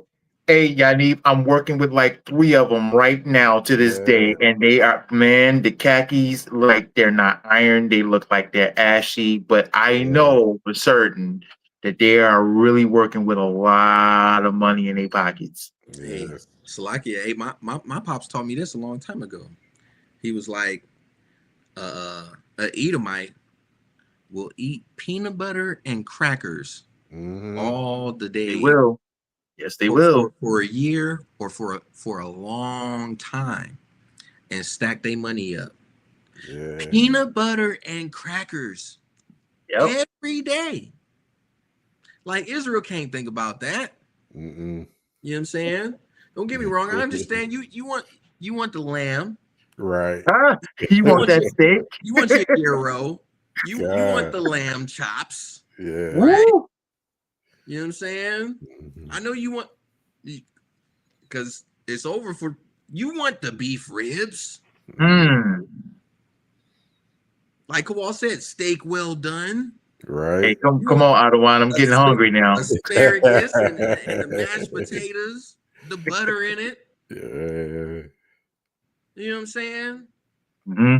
The good wine, right? Hmm. Yep. Come on, man. I ain't saying that that's nothing that you can have, because the scripture I brought out earlier out of Ecclesiastes was talking about, you know what I'm saying? It's good that a man enjoy the fruits of his labor. You know, Yeah. Right. it ain't, Kowal's not saying you don't have to don't take no trips, but don't Hmm. sit back here. You don't have to make 4 or 5 trips. And listen, man, my last boss that I work with, he went on trips regularly. But Great. the thing is, he got the money to do it. Right. He stayed in Florida. Hmm. He stayed in Florida. Kind of Don't probably live got there. time When I mean shares he and stay in everything. Florida, I mean he there like Yeah. this. Wintertime here, matter of fact, I got a better one for you. I go to a customer's house this week, right? Edomites, nice big plush crib, real nice crib, right? I'm talking to him about this and asking them about certain things as far as what they got going on, right? Because, you know, Yahushua said, you know, you make friends with Mammon. So I'm like, Mm. let me get some information from them. Maybe they can give Mhm. me something to add to this that I can apply to my life to change it. So I could be an example for the rest of Israel, so we all can make a change, right? That's the spirit, Like Adawan. like Michael Jackson said, make that change, right? God. I'm sitting back here talking to them, and I'm like, well, how did this flood situation happen? I'm here to show them floor because we've serviced them. Somebody serviced them in the organization that I'm in. I wasn't there, but I'm here to show these floors to see what kind of floor they want in their crib. And I'm like, well, how did this happen? They said sub pump failure. I'm like, oh, okay. And I'm kind of thinking to myself, like, it wasn't here. We weren't here. Mm. Mm. Didn't even have to ask. We weren't here. We were, where was they at? Florida. Mm. Mm. Yeah, we got a crib out in Florida. What? Yeah, so you know, when wintertime comes in Ohio, we go to Florida, and then when it gets hot in Florida, we come back to Ohio. Like nonchalant. Like this is just regular It's day. the norm. I put, Yeah. you know, I put my New Balances and my khakis on with my polo short, and you know what I'm saying? I called Jim Bob and asked him if he wanted to go play golf today. But we can't, like, we're not having these type of conversations, Israel. Exactly. Why? Why? Exactly. Because I'm trying to have the conversation with y'all, but you know, I'm having a conversation with Kawal and Yaniv and everybody God, who wow. like answer Sister Leia, you know what I'm saying, Sister Johanna, all them that's in the chat, but everybody else they want to be on the debate. We On the, not letting that go. on the debate. You know what I'm saying? So check it out, man. To continue going, because we only got a couple more steps left, right? The next step is step 7, set smart financial goals, right? So you want to set smart financial goals, specific goals. Like I want to save, for example, $5,000. Look, I just told you what I do. I just told you what I do and how I'm able to do it. All praise be to the Most High for allowing me to be able to make the money that I can make and put the money away that I could put away, so I can, Wow. I could, if somebody needed in Israel, it's there for you. You know what I'm saying? When somebody need help, the brother dropped something in the chat. You know what I'm saying? That there's something going on with Israel and somebody need help. You know what I'm saying? You got it. If I got cash, because I don't carry cash, if I got cash, I forget I got cash. But you know, when I see Esau on the street asking for money, I'm like, nah. But when I see Nope. Israel on the street, I'm like, yo, hey, you know, Most High bless you and everything, right? I hope it changed their life for real, Mm-hmm. right? So simple goal. I want to say $5,000. Shoot, man, you could make the goal specific, but you can make it simple. It ain't got to be 5,000. Make it small. Make it small, and then when you exceed it, then set your goal higher, right? You make it measurable in a year. You make it achievable, right? By coming up with a plan, like how much it is a month you're going to be putting into it, right? So make it achievable, make it realistic, and make it time bound. These are skills to set smart financial goals. Right. It's not super hard, right? This stuff is not super hard, right? Step 8. Step 8 is protect what you're building.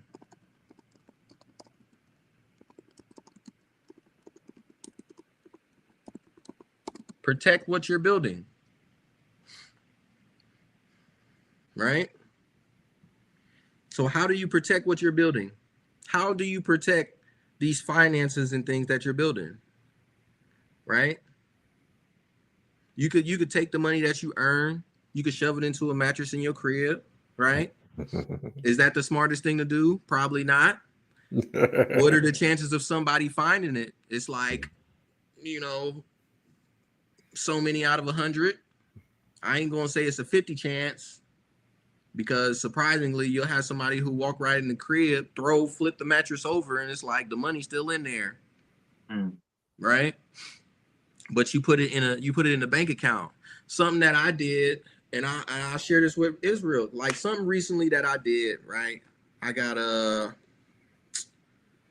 went to set up my checking account. I had my savings account set up with my bank, because my sister was telling me to get a money marketing account, right? Drop a 7 in the chat if Israel and y'all say something too if you have a bank account. Okay. Drop a 7 if you have a bank account. Drop 2 7s if you know that your bank is taking your money and investing it and you're not getting nothing. Yep.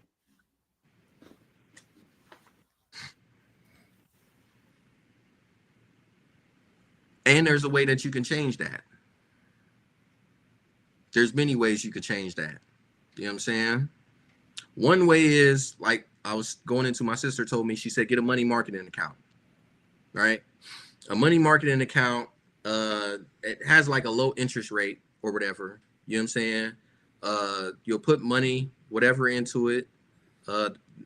Mine's was between $1,000 to $5,000. The higher the amount, the higher the interest rate, right?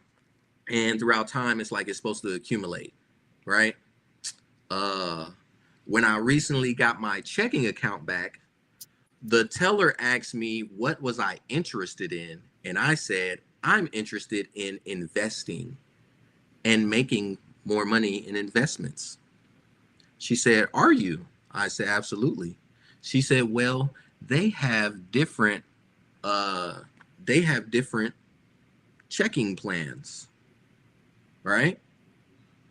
So they have a basic checking plan, they have like an advanced, and then they have this one called prime checking. So the basic, it just keeps your money in there or whatever, like nothing happens.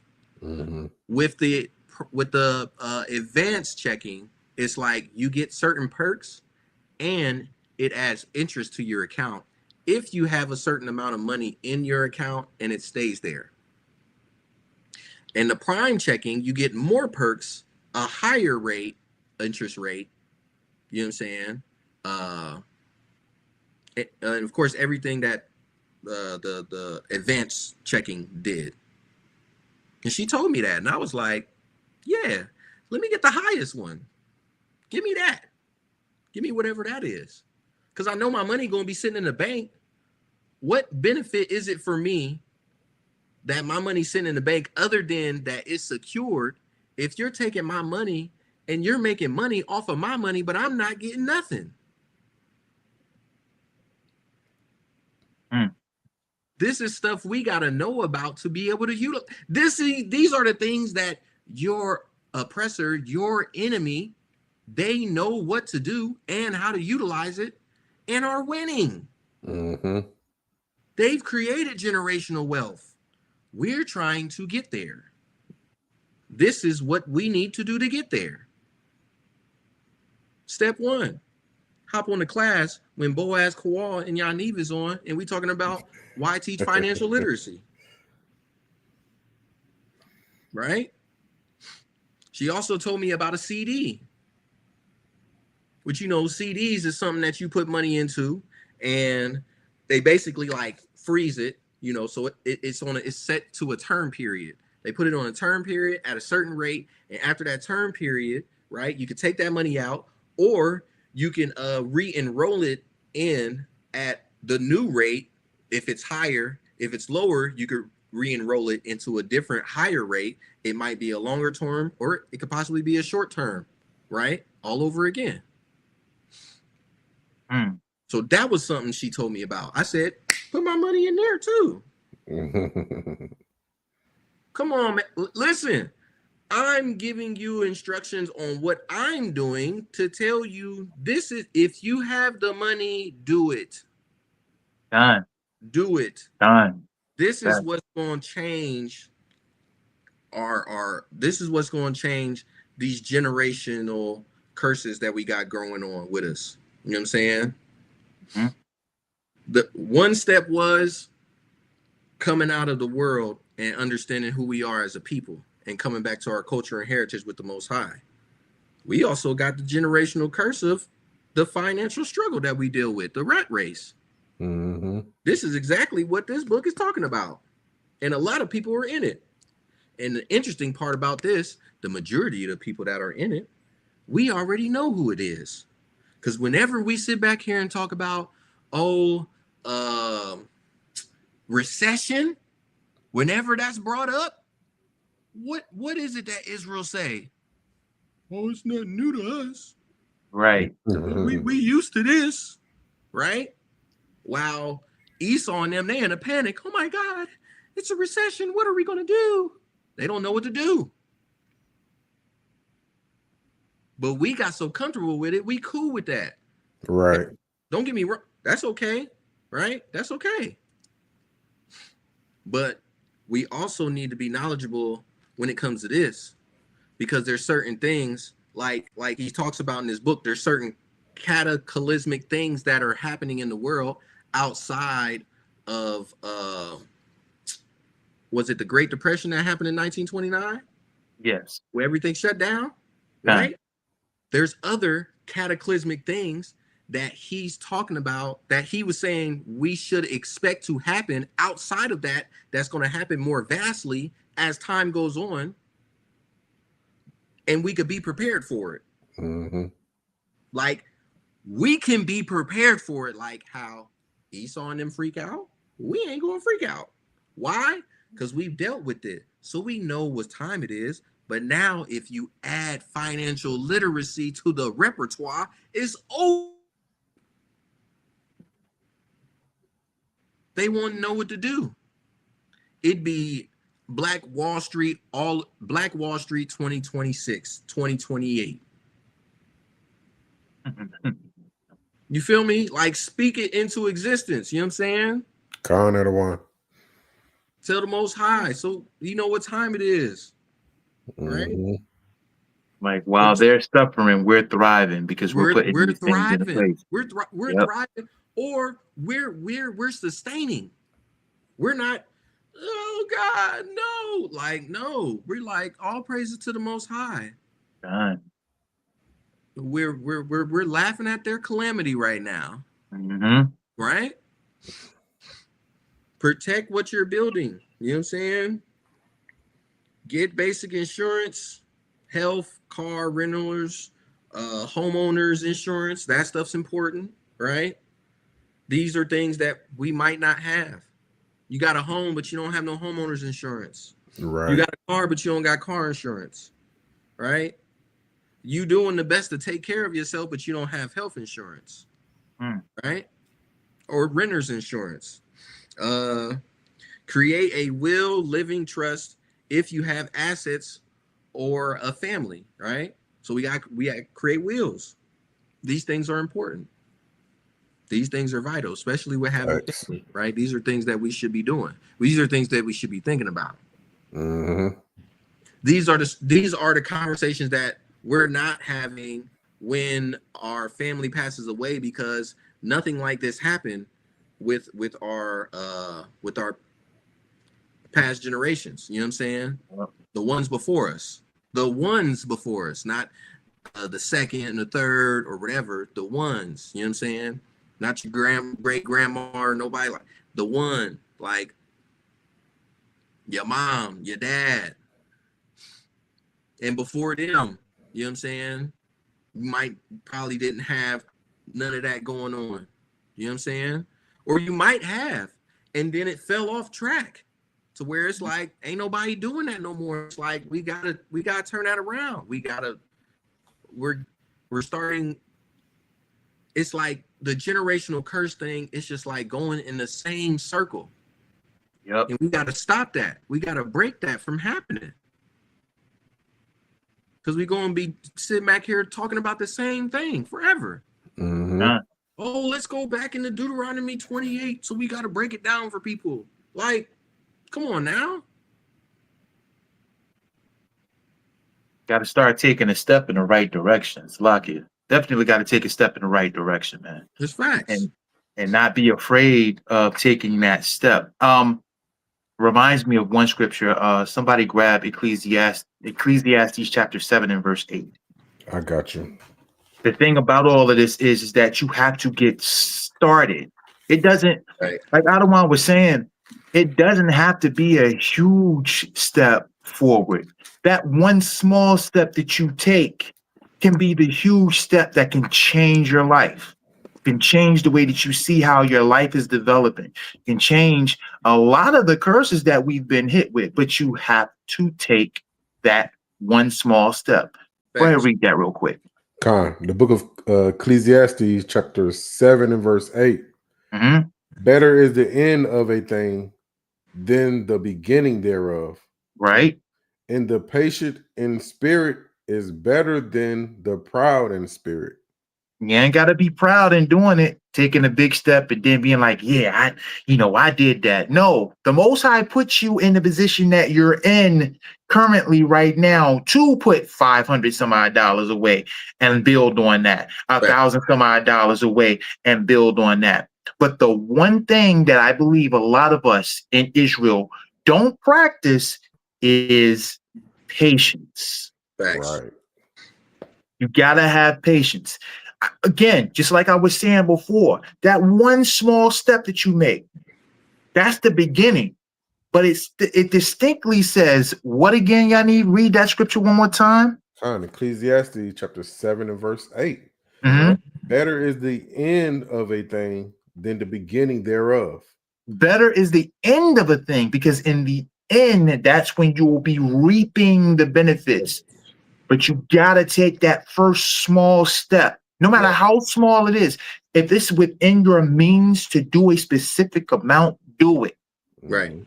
And then as the Most High increases you, then you take that particular part of that increase and put more to it and watch how you're starting to build that wealth. But you still have to take the step. At the end, it's going to be way better. Right. Right? And finish that out, Yaniv. And the patient in spirit is better than the proud in spirit. Please be patient in the process. Please. Because again, you can put yourself in a position where you want to see more and you try to do more, but you damage yourself. And in one area or whatever that you may be lacking in, now all of a sudden you're not paying attention to that. And you're putting and you're getting a little bit over your head than what you have to be.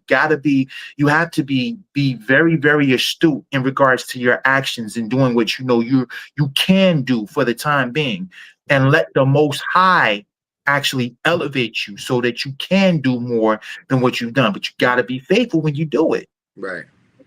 Gotta be. I yield out of one. Kind, man. You're bringing out an important point for real, man. Like, you got to be studious. You got to be studious, and you got to be ready. Hey, man. Truth be told, man, the Most High, He made us ready. I already gave you the tools. You know what I'm saying? He made us ready, right? All we got to do is use it. You know what I'm saying? That's all we got to do, right? It's like it. So, but going on, the next step is step 9, develop financial discipline. Woo. That's important right there. Right? Something about that word discipline. Hey, man. Yeah. I know what it is, man. Hey, there's discipline when keeping the law, statutes, and commandments of the Most High. We got to be disciplined in that, right? In these methods that's being taught in this book, as far as when it's talking about, financial literacy, how to be able to acclimate it into your life and things like that. You know what I'm saying? You got to be disciplined when it comes to that. You got to develop financial discipline. You got to, one, avoid impulsive buying. What's impulsive buying, Kawal? Buying Jordans. The new J's every month. Gotta get them. Yo, they just dropped. I gotta get that new Cadillac. That thing is nice. Right. Joint just dropped. I gotta go out here and get it, man. Shoot. Right? Or at least back in the day it was Cadillac. Now it's the Benz. It's So the like Beamer. the one, that ugly Cybertruck. Man. Man, the matter of fact, man, you know how Jake is right now. You know what I'm saying? They need something with the Hemi in it. They need something with the Hellcat in it. Right. Like, come on, man. And that's the thing about us also, Adawan. We normally are the ones that are setting the trends for all of the other nations to follow by. You feel me? Like, we are the ones doing it. Like, what sense do it make for the term keeping up with the Joneses is said to where it's like you trying to keep up with these other folk, but it's like we the ones setting the trend. They trying to keep up with us. You got Chinese people who coursing their hair out so they can get their hair braided, so they can sit back here and dress like us. You got Esau that's out here listening to the what's that song called? Dang, I was about to call it $1 Million Baby or something like that. It's that one song. You know what I'm talking about. And they got a whole trend where all these sisters who is dating these Edomite men, they done flipped them, got them bearded, got them clean cut, got them dressing and looking like how we would do, looking clean. Looking clean. Come on, man. They can't do it better than us. Period. Point blank. You know what I'm saying? Like you might be able to take the cake out the oven and slap the icing on it with sprinkles, and it's like, that's a cake. But hey, we in jail. If you was in jail and you know what sweet bread is, they don't know what time it is. They don't know what's up. You don't know what's up when you take the sweet bread and a honey bun. You know what I'm saying? You smash that thing together. You know what I'm saying? They got a clue, Adawan. They don't know what time it is, man. They don't know what's up. Hey, Salakia, real quick. Be like ants, man. Not too hard on Shaquat right now, man. Don't go too hard on Adawan and Shaquat right now. I got them J's. Hey, Adawan, Shaquat, we love you, Adawan. We love you, man. we trying to go to bat for you, Adawan. He got the J's though. I ain't even going front. Brother had Passover. He had the crispy J, match the fit. I was like, this dude, he a different type of guy. Avoid impulsive buying. Sleep on big purchases. What that means? Don't make big purchases, man. Don't make purchases that you can't afford.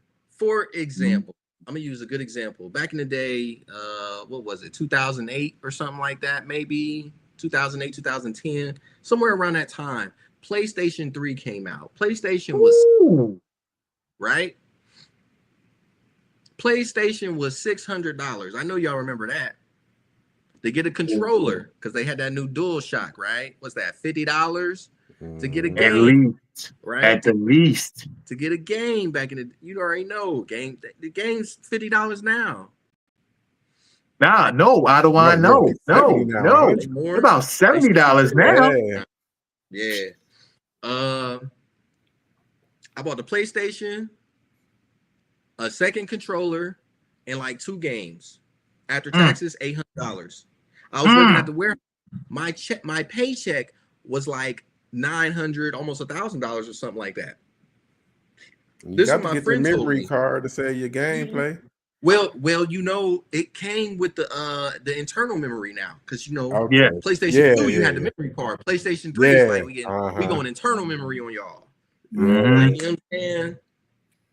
So my homeboy, he peeped that and he was like, "Hey man," I brought the game over to his crib. I'm like, "Yo, we about to play whatever I got." You know what I'm saying? This Chinese whatever game and whatever else that I got. Even though I was like eventually going to trade it in because, you know, when Dragon Ball Z Budokai came out, it was over with. You know what I'm saying? Y'all know what it is. You telling my age, otherwise stop it. Y'all know what it is. You know what I'm saying?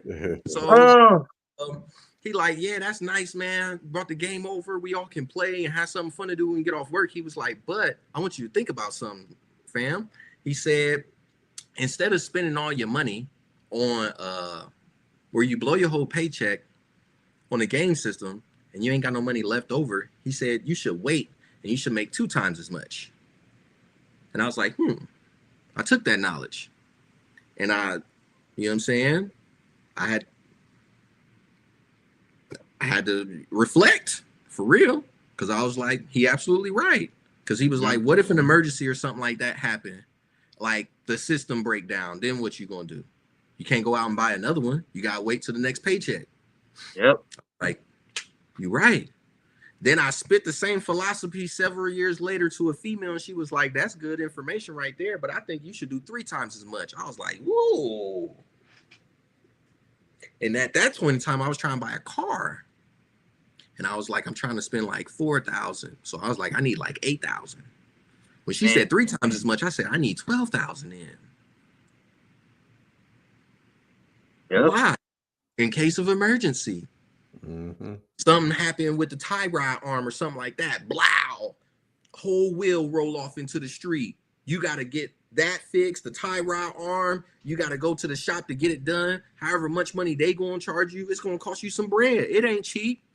I got a situation going on right now with my truck. And I'm like, something going wrong with the transmission. They like, you know, maybe we could just drop the pan, you know, check the mechanics in there, everything good. There ain't no metal loose in there. You know what I'm saying? Fill it back up with the transmission fluid for $455 or whatever. If there is metal shavings, guess what? They have to rebuild the transmission. So what that mean? How much is that? Oh, it's like $6,000-$7,000. Man. 455 to $6,000-$7,000. I don't know how many multiple times over that is from 455. Several times over. At least 150, 160% up. You know what I'm saying? I'm like, word? Well, you know where my mind's at. Oh, 6,000-7,000? I need 18. I need 21. Because that money, I can't get that back, right? Damn. This is where financial literacy things, the knowledge, if I had certain assets coming in, guess what? It covers that. I'm good. Income that I make, you know what I'm saying? It could take care of whatever else I got going on. Right? Come on, man. Again, step 9, develop financial discipline. Sleep on big purchases. Understand the difference between assets, money you make, or assets that make you money, versus liabilities that cost you money, which is what we was talking about earlier, right? Step 10, and it's the last step. This is the last step, Israel. Surround yourself with financial wisdom. Surround yourself with financial wisdom, right? One point you could do by surrounding yourself with financial wisdom is join financial literacy groups or online communities. Boom, you got one right here. It is. Guess what? If you on this class right now, you got it right here, right now. If you're on a debate right now, you just listening to the debate. Trying to find the next big cut. Trying to find it. And you know what's crazy? It's like, man, if y'all was actually writing down precepts to a lot of the classes that y'all was watching, you already had the cut. Right. You already had it. But I mean, it's cool. You know what I'm saying? I'll say the positivity in that, where Israel's engaged in that, is keeping your fire going and keeping you lit. Hey man, I ain't trying to shun y'all or whatever, you know what I'm saying? Because I say all praise be to the Most High, that it sparks you to even want to go and be like, you want to be there, and it gets you excited. You know what I'm saying? To keep you excited in this thing. Because you might not have, you might not be communicating with everybody. You know what I'm saying? You might not be in the group and in the surroundings where it's like you gathering together and all kinds of stuff like that. You know what I'm saying? You might be that individual, not an individual light, but you might just be that individual where it's like you, what's the word I'm looking for? It's like my coworker's son. He's antisocial. You know what I'm saying? You might have certain social anxiety for real, you know, and that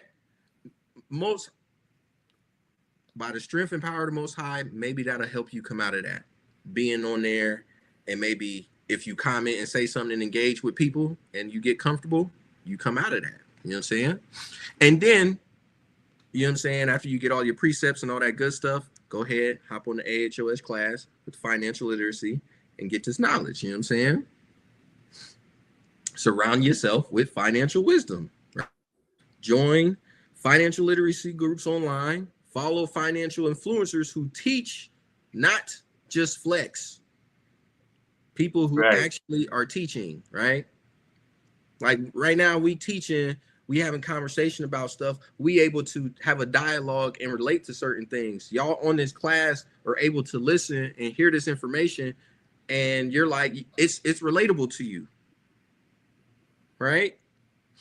And the information is brand new, and it's like, this is interesting. Like, take it in, right? Talk about money with mentors or trusted friends. With that being said, I have a task. If you are a part of AHOS congregational group chat on Telegram, drop a 7 in the chat. Drop a 7 in the chat right now. Babu Kashapp.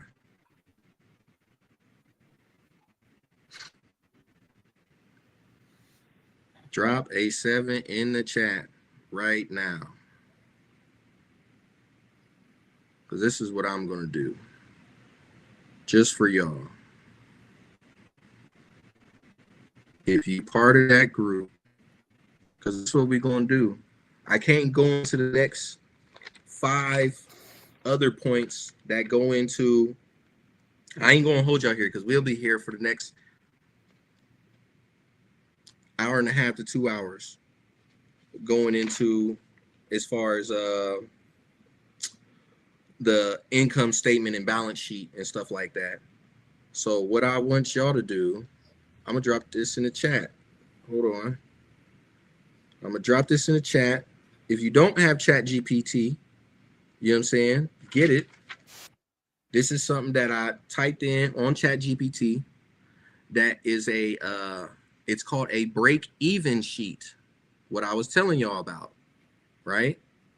And it breaks down what your monthly income is, your job salary or side hustle, like ways you make money, your job, side hustle, investments, passive income or other income or whatever. And you total that amount. Then you're going to break down the living expenses. And the list ranges from rent all the way down to even tithes, charity, and miscellaneous, which could be just anything. I want y'all to take that formula, put what you make in a month, and then the expenses, and then bring the number to the next financial literacy class, because there's going to be a part 2 of this, where how much you have left over after all of that.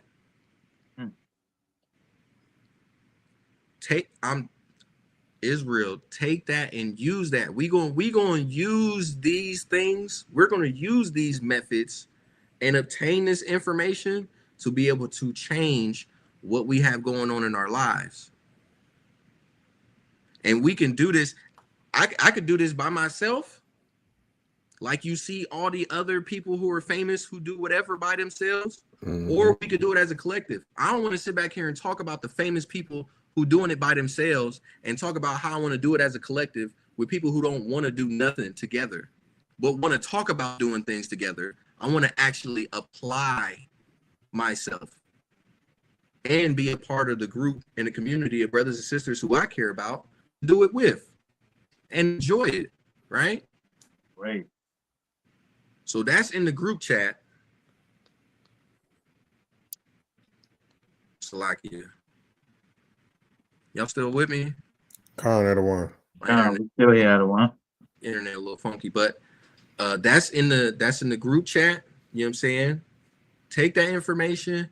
The next time, y'all will know when the class is coming up, because you're gonna see this part 2, right? It'll be in the next few weeks. You have more than enough time to come up to utilize this. You could do it now. You could do it tonight. You could do it next week. You could do it the week of the class. You know what I'm saying? Do that. We're going to come back. We're going to look at it. We're going to talk about it. And we're going to go into the rest of financial literacy as far as why I teach it and keeping it simple. Keeping it short and simple, or keeping it simple, stupid, right? Somebody grab the book of Daniel, chapter 7 and verse 18, Baba Cashapp. Because I ain't going to push it here. I want Israel to do it the Sabbath. I know it was Friday. It's kind of like power hour, and I tend to go over an hour sometimes. You know what I'm saying? But Hey, and real quick, I just want to say this before we grab that. While we have been talking about all of this, always remember the book of Luke, chapter 16, verses 9 through 12. Actually read that, because what we're discussing actually is in this scripture, man. You know what I'm saying? It's talking about being financially literate. It's talking about you have to make friends with mammon. It was something that Adawan touched on. Read to verse 12, definitely, and understand exactly what Christ is saying, because that right there pretty much puts everything in a nutshell. All right. Love y'all, Israel. Somebody bring that out. Whoever got the scripture, Baba Cashapp. The book of Daniel. First and foremost, though, powerful class. Very much needed. Israel definitely need to hear this, and hopefully we come together and put it into action. You know what I'm saying? Big kind. But this is the book of Daniel, chapter 7, verse 18. But the saints of the Most High shall take the kingdom and possess the kingdom forever, even forever and ever. By Shema Mashiach, Israel. Shema Mashiach, Yahushai. Amen. Enjoy y'all Sabbath. Make sure to tune in tomorrow for Sabbath morning brew. It's going to be a mighty class tomorrow, man. Everybody be in attendance. You know, ain't no debate going on tomorrow. So in the morning, all right? So go ahead and get whatever you got ready. Get your coffee and everything. And bring a pen and a notepad to get edified, right? and take down them precepts. Because, Adawan, I know he coming with a lot of precepts. And there might be some precepts in there to where later on down in the future, if there's another debate, you already have it. You know what I'm saying? In hand. So, you know what I mean? Go ahead and tune in, Israel. But everybody have a good night. Shalom. Shalom. Shalom. This is not a test.